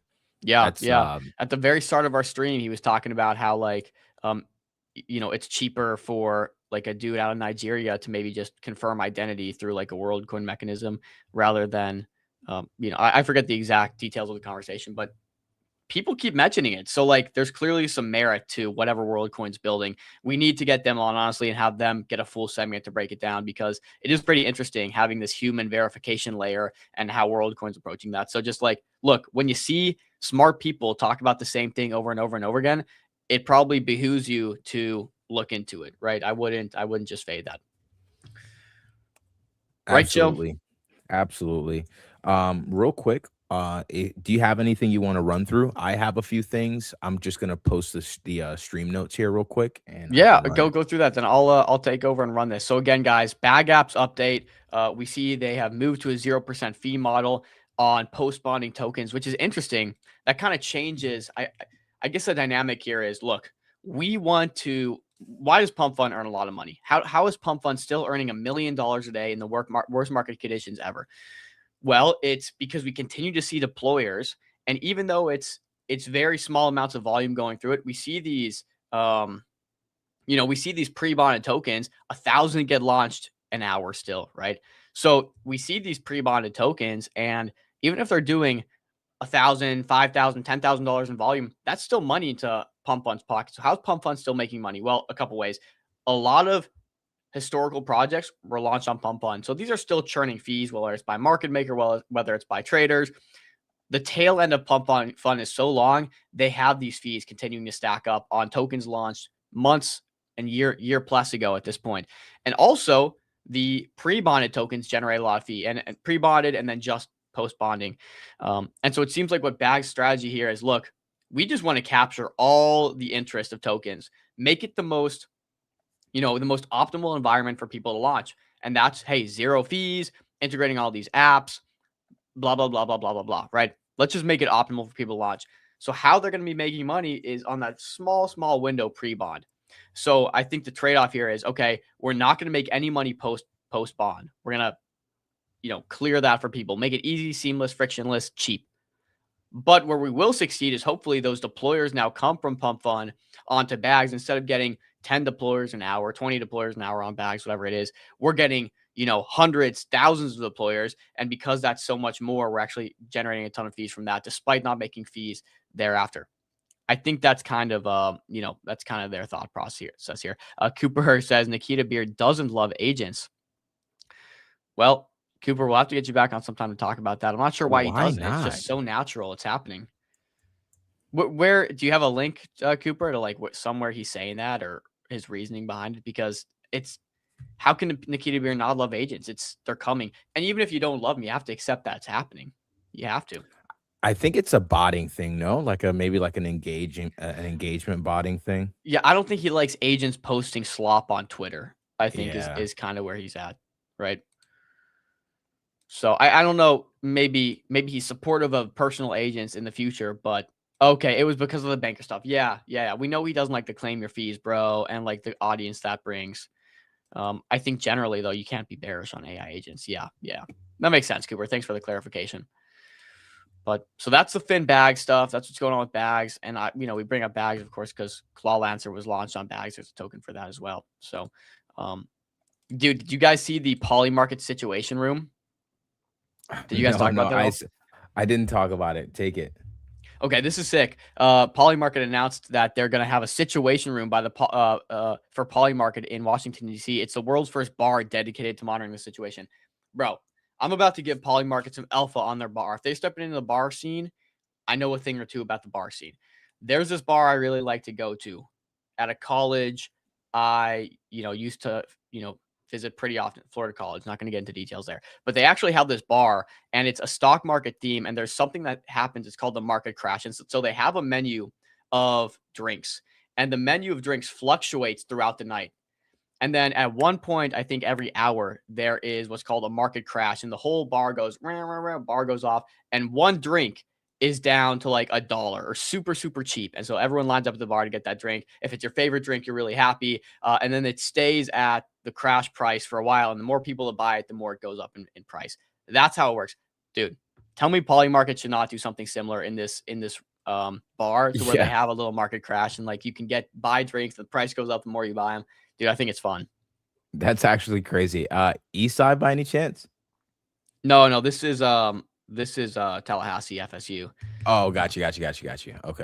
Okay. Yeah. I want to make sure. It sounded kind of familiar. Though there are some bars in Orlando that have similar stuff. So I mean, it's not like, I think more people, we're not the first people to think about this here, but it is a pretty cool theme and matches the Polymarket theme really cool. I think this is sick. But I don't know. Are you going to monitor the situation in DC? It should have gone to DC. That was a blunder, right? Like, who the heck is? I get it. DC's the capital, but should have been New York City. Should have been Miami. I think those are like your two best bets here, and they're going with DC, bro. Like, come on, boys, drop the ball on that. What are we talking about right now? Kalshi, if you guys are into March Madness coming up here, Kalshi's got $1 billion for the perfect bracket. Look, you're not going to hit the perfect bracket. What the heck? Throw it out there, bro. Like, you might as well. $1 billion Kalshi bracket challenge, $1 billion for the perfect bracket, $1 million guaranteed to the top scoring bracket, and $1 million to charity and scholarships. This is good because what's going to happen is we're going to see a lot of people take their college pensions or whatever it is. They're going to take their college money that they've set aside for years or the parents have set aside for years. They're going to put it on Kalshi to win $1 billion, lose all their money. So it's nice to see Kalshi's like, look, you can no longer go to school because you gambled away all your money. We're going to throw $1 million to some charities for scholarships to kind of, heal the damage a little bit here. It seems like a bit of a hedge for Kalshi. No way. Bro, throw your bread at it. Why not? Why not? Gamble at the end of the day, like we were talking about earlier, people feel like the only thing that they can do is kind of like gamble their way out of their circumstances. Yeah.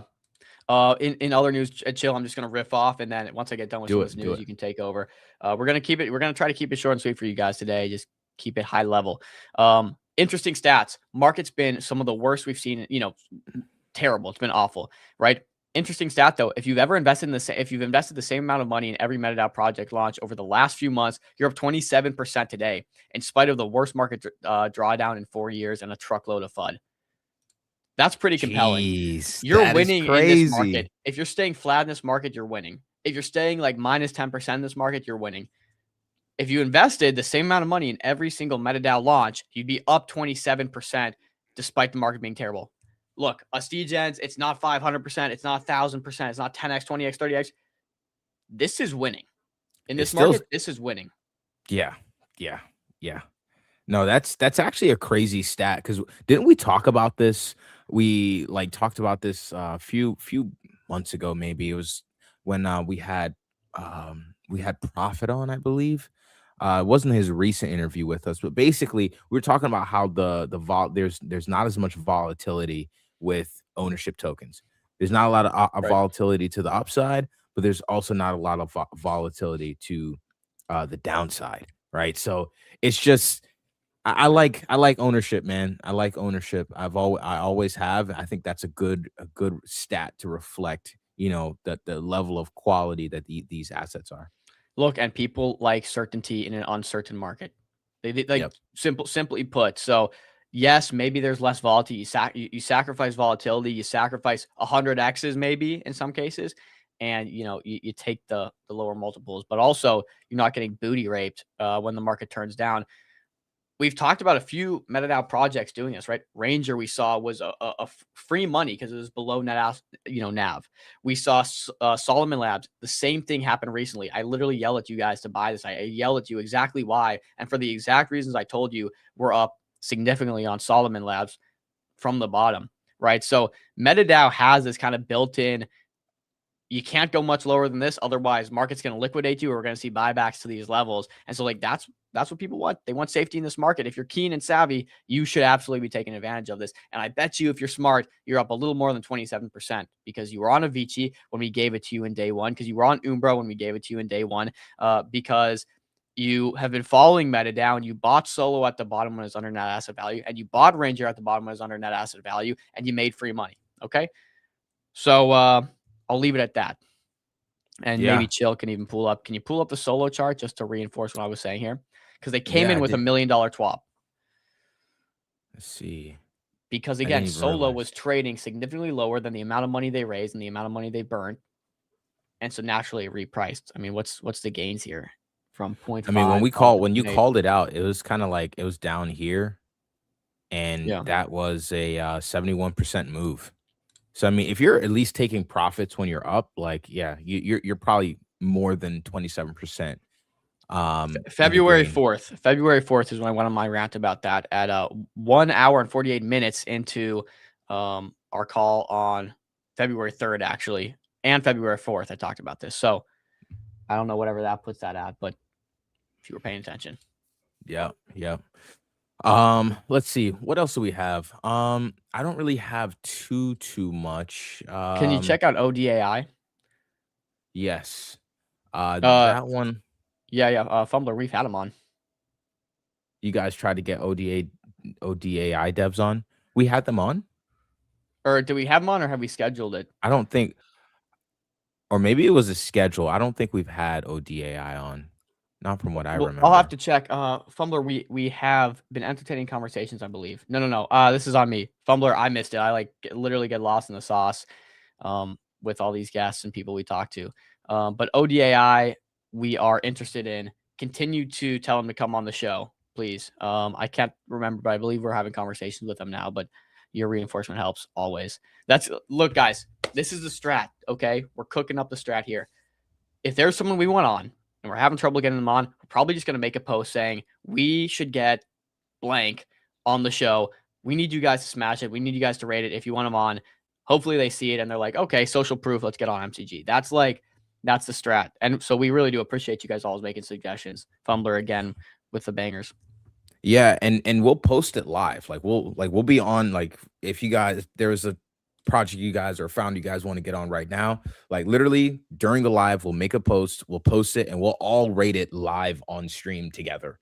But yeah, I think I think that's a good way. We tend to pretty much get most people on, but Yeah. there's just some people that are a little harder to reach. So yeah, we'll start doing that a little bit as well. Let's see here. So we have I was looking at ODAI when Barack Obama. Yeah, we're Shout out corresponding with Barack. him too. Yeah, no, Corresponding with him. Brock's the homie. I spoke with him just the other day. But he's chilling. He's a little busy, but He's milking. we'll get him on. Yeah, he's milking an ankle injury too. Because when I was hooping with him, I kind of gave him the little stutter step, and I mean, look, I'm not going to get into what happened, but he fell back, landed on his ass, and his ankle's kind of messed up from it. So, me and Brock, we be hooping pretty often. So Dom's just like, look, I don't know what happened. I just had the ball. He was guarding me. Next thing you know, he was on the floor. Well, I'm not saying anything. I'm just saying. Yeah. Over top, fake pass, even though it's just one-on-one, just me and Brock one-on-one. I went over top, fake pass to my right, fake pass to my And left. he still went right. for it. It was so funny, bro. And so I caught him going boom, boom. And as soon as that happened, he was stumbling back, ankles rolled. Jeez, I felt bad. I felt really bad, actually. But it is what it is. It is what it is. When you step up on the court, it's a grown man's game. Yeah, it's all good. And that's what he's doing right now. He's milking that injury, and he's creating his AI agent now that he's got all that time. So, but thanks, guys. Yeah, we'll cook. We'll cook. Don't worry, guys. We'll cook. Just help us raid and smash some of these raid some of these guys, and we'll definitely get them on. But no need to raid Barack. We got him. Yeah, he's secured, obviously. So ODAI. I was telling you guys this the other day. We talked about it. You could ask him what he did with 50K worth of hot dogs. Yeah. Yo, that was crazy. Redacted. The glizzies. the age-old glizzy. Look, he's a big pizza and hot dog fan. It's just like, what can we say? What can we say? But this ODAI chart, I was looking for entries, basically marked out in orange. But I don't know. I got to do my research on this. One. I forget exactly what it was. It's getting there though. But yeah, it's definitely getting close. So I got to put that up on the bump that up on the list on the research list. I heard Maru, you wanted me to talk a little bit about Samey. We talked about it yesterday, and it's kind of been in our DCA 1 territory. And if you DCA'd here, it was actually made a nice little move. What's that, 50%, 60% move up? Yeah, nice. So yeah, I mean, I think Samey was like an agent that was already generating revenue, something like that. So that looked pretty good. What else? There's not a lot, man. How are you guys feeling about stuff like Kelly, Claude, Felix? We see the chart just, not really. What I'm hearing from a lot of people is that, the thesis around these revenue generating agents is another one can easily be spun up and then kind of make more revenue than its predecessor, right? So someone could outpace Kelly, Claude, Felix, or some other AI agent. It can outpace them in terms of revenue. And so I guess that's kind of what's hurting the thesis around some of these tokens. The only thing that I would say is that if that may be the case, I think that's more of a driver of short-term price action. We talked a little bit about our Bitcoin expectations, us hitting potentially, sub 60K, but at the very least 60K, but definitely probably sub 60K.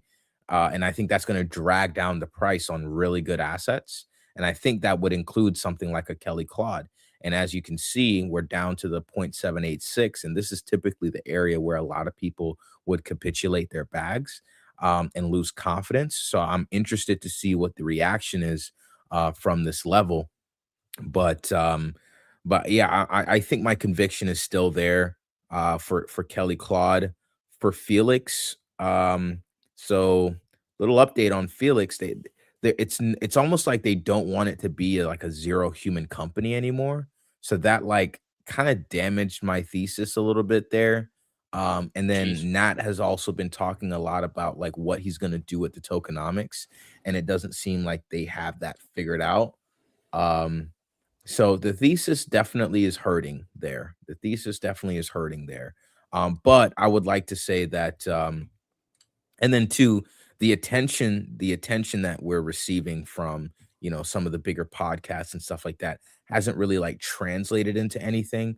But again, if I were to just reference this briefly here, just another look at the fib, we're probably looking at, okay, we're at the 0.786, not really seeing a reaction. But again, this is typically where people would capitulate their bags.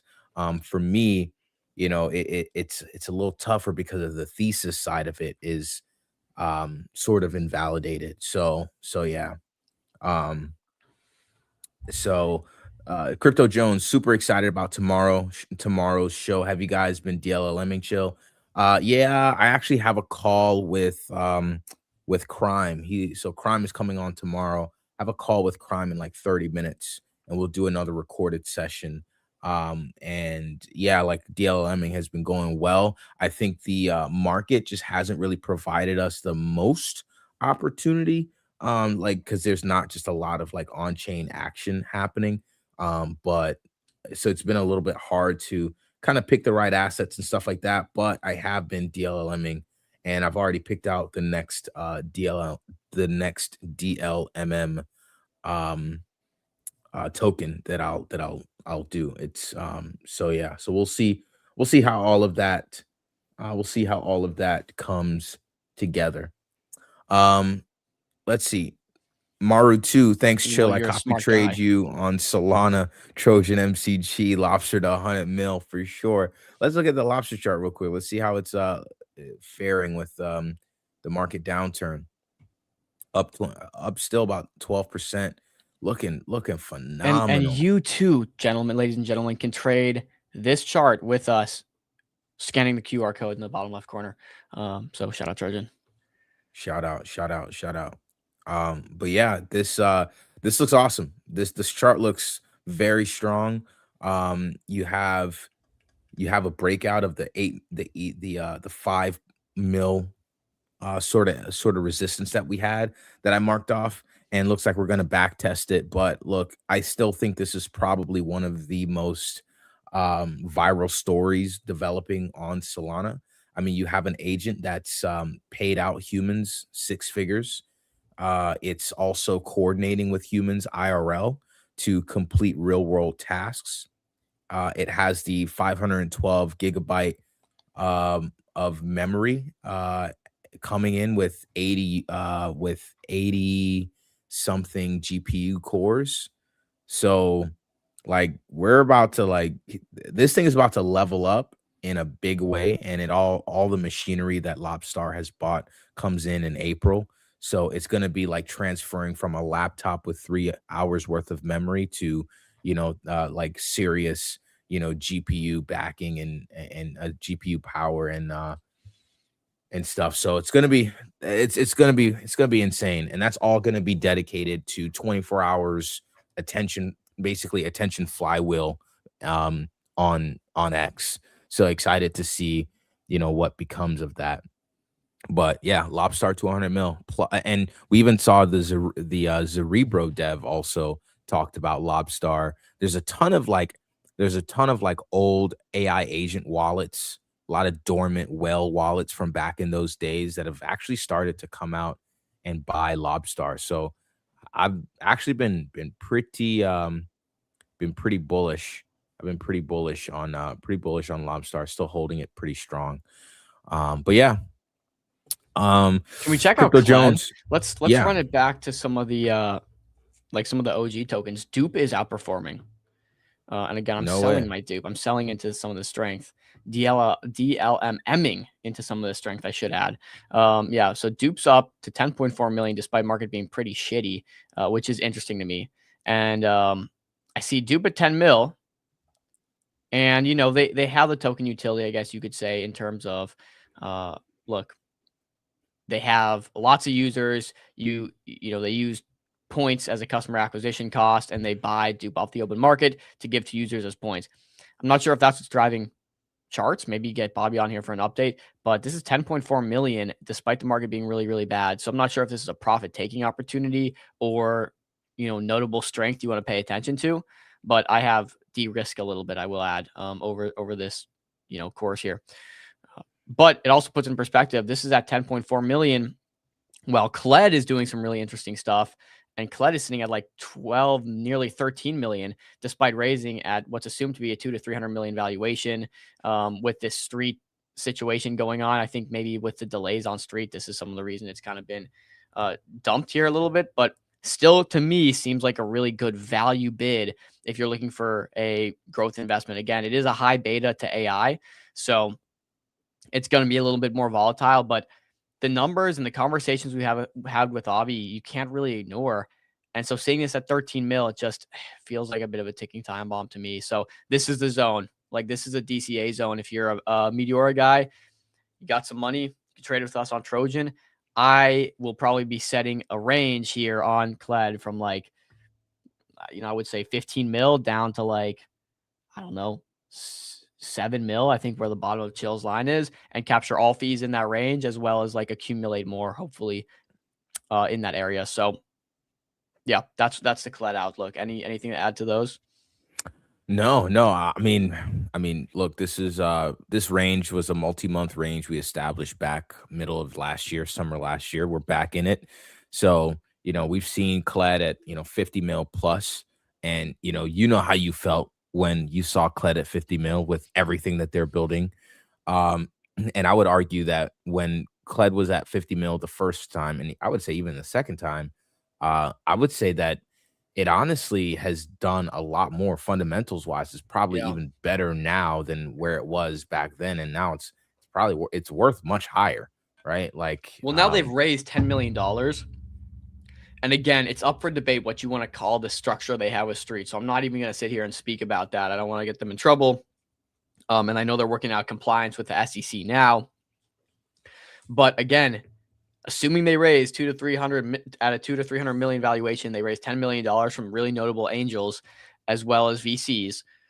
And they're working on this Street model. Like, the fair value of this, even if it's 10%, like, again, and I'm not like, I don't want to get into the equity side of stuff just because, like, I'm not sure where they stand on all that. But if it gets to 10 million market cap and they raise that 200 million market cap and 10% is held in an SPV somewhere, and that SPV has exposure, and you have exposure to the SPV through Kled, that's a free 100%, if you ask me. But look, I'm just a guy that does speculation, right? So Orgo's also kind of in the same thing. It might be the same seller here on both Orgo and Kled, right? Someone just flushing out of their bags, selling Kled, selling Orgo at deep value territory, right? These are capitulation, emotional candles you want to look for. CPT, again, slow cook. You're waiting on some sort of liquidity event for CPT, right? With SOAR, we know it's a similar model. You are pretty much buying equity in the company, and what happens is if they go through a liquidity event, if they list, that money goes to a SOAR treasury, which is then assumed to be dispersed to the holder. So down at lows, is this company a $10 million company? CPT in no world is a $10 million valuation company. So the question is, do you think that you get, similar equity? Like, do you think you get equity exposure by buying CPT? Clearly the markets don't believe that, because CPT is a well above a 10 million valued company, and it's trading at that on chain right now. So questions to ask yourself. Yeah, Mario, but I'm in agreement. Bullish on pretty much everything you just stated here. Unfortunately, like I said, just selling some dupe until strength, because we're traders. We got to make money. As much as we like stuff, we can't get bag bias and marry our bags here. So Chill, maybe talk a bit about your strategy. Are you using the 90% one-sided bid-ask strategy, or do you mix it up in terms of DLMMing? So I'm using two. One is the 90% one-sided bid. The other is the kind of like worrying about the entry in the usual way, like buying on Trojan at support, or like, getting into my own entry myself. But then, like, as I sell up, I sell in a range. Instead of having like a one target price, I would sell in a range up. So I would sell right above the range that I bought, or maybe even start at a kind of lower target, and then I would set the range a little bit higher above my target, and then I would DCA out and use and use that to scoop up some fees. So let's say I bought something at a mil, and I think it can go to like 10 mil. I would buy in spot on a terminal or what have you, and then I would go to the Meteora terminal, and then um I would put in the sell side, and I would set the limits for this. I would set the range for between 8 million and 12 million, right? And I'll capture fees all in that zone if that's where I think the token is going. Or I might even set something a little bit wider than that. I might even start it at 5 million, but just make sure that the initial sells are like much lower, like, maybe 1% or whatever.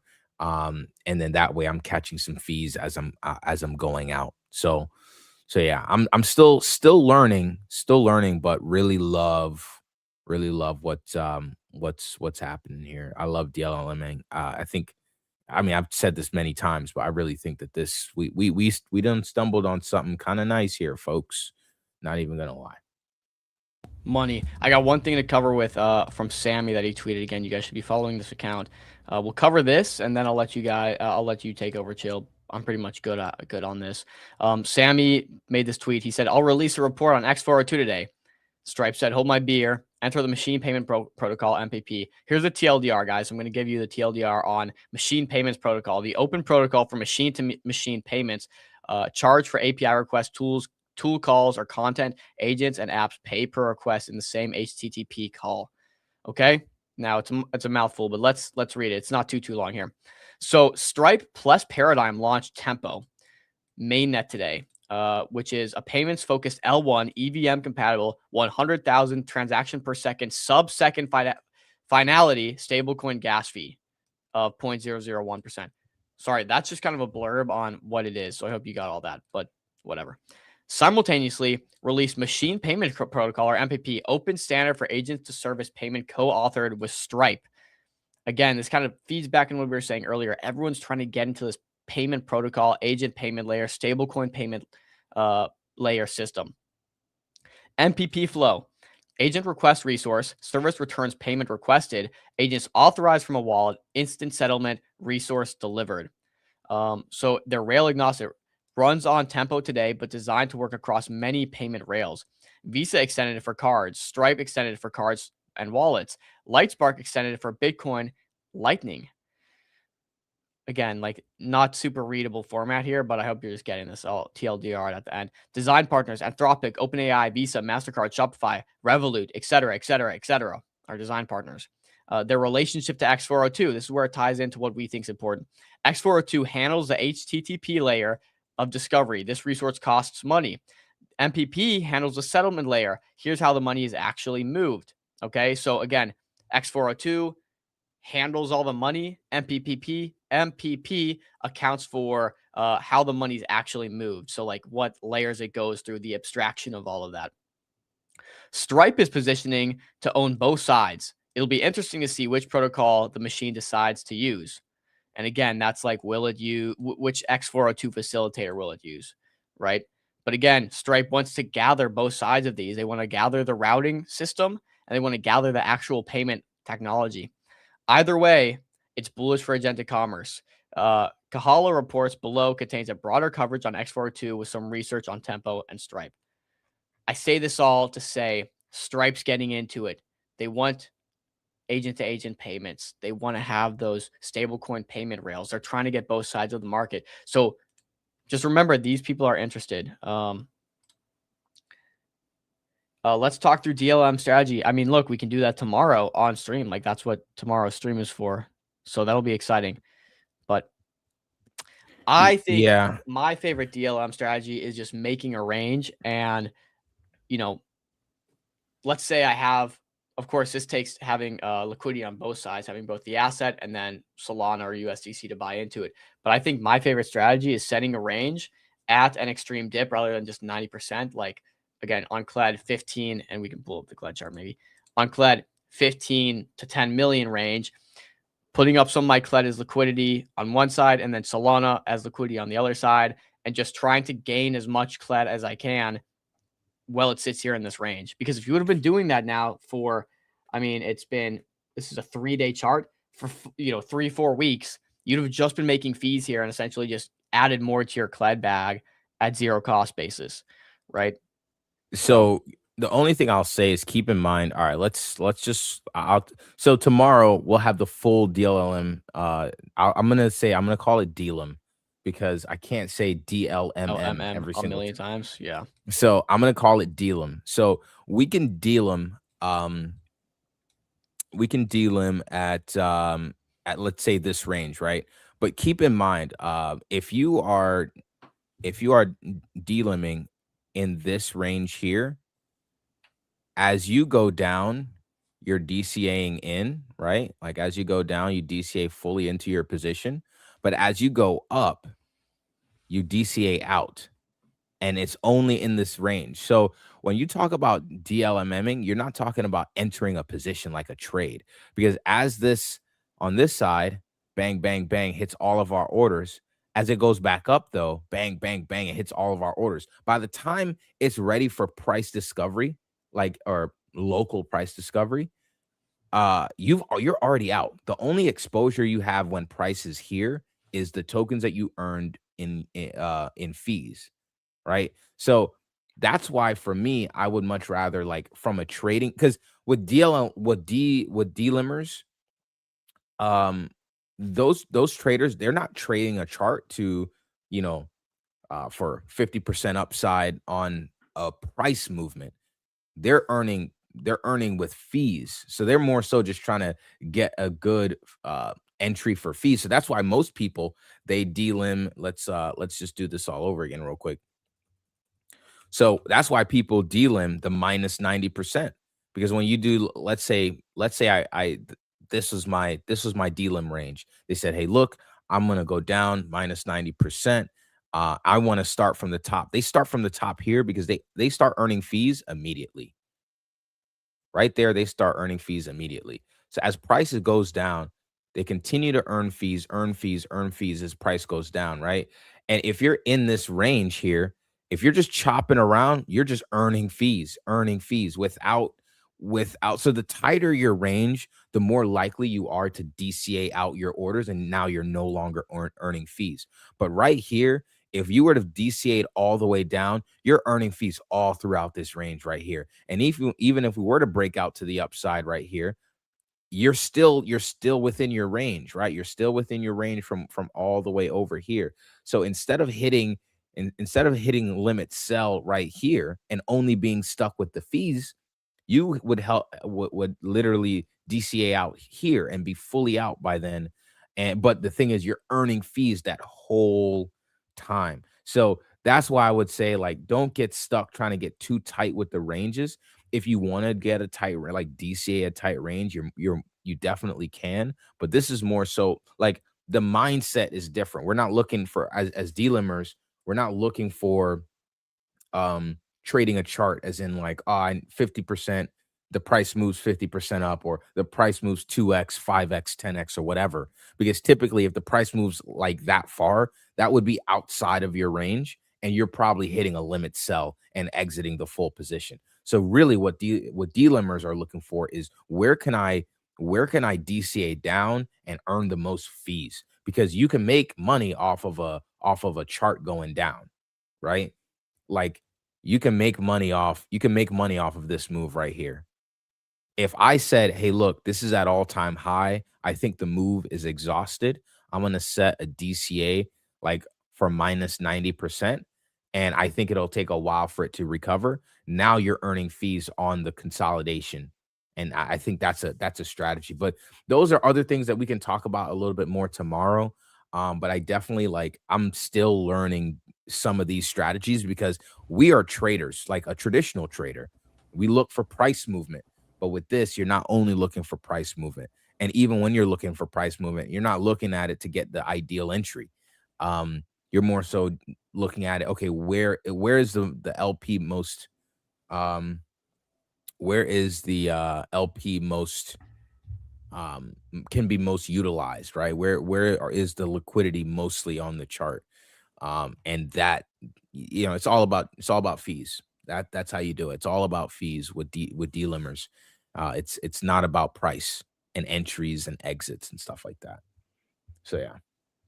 But yeah, more on that tomorrow, guys. But if you're good, I'm good. I don't know if you got anything else. Chilling. Maybe, I mean, I guess we kind of just covered the rest of the week. We got the DLM conversation tomorrow. You guys should all tune into that if you want to learn an extra skill set here. DLM, I mean, is very important. So that's happening tomorrow. We're working out schedule for the week. Always come with suggestions who you want, on.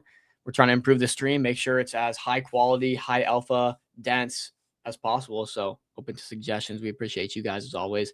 With that, we want to thank Meteora, our presenting partner. We appreciate what they do. They keep this show going, as well as Trojan and Orgo, right? So we appreciate Spencer. We think Orgo is building something really cool and a great solution for the autonomous agentic economy that's coming. And then, of course, every time you trade with us on Trojan, it supports the show. We get kickback from that. They offer the best prices in terms of cash back, in terms of referral rewards. And that's ultimately what it comes down to in terms of, who you want to be trading with, right? You can go to Axiom, you can go to all these other terminals. Most of them are going to be the same. Most of them are going to be very similar on speed. They're going to all offer the same thing. So the best thing you can do as a trader is position where you're going to get the most money back. And that's what Trojan does. And so that's why we support what they're doing in their work. So, and they support us. So we appreciate you guys. Chill. On that note, if you want to leave the boys with anything, I'm good. Deuces. Deuces.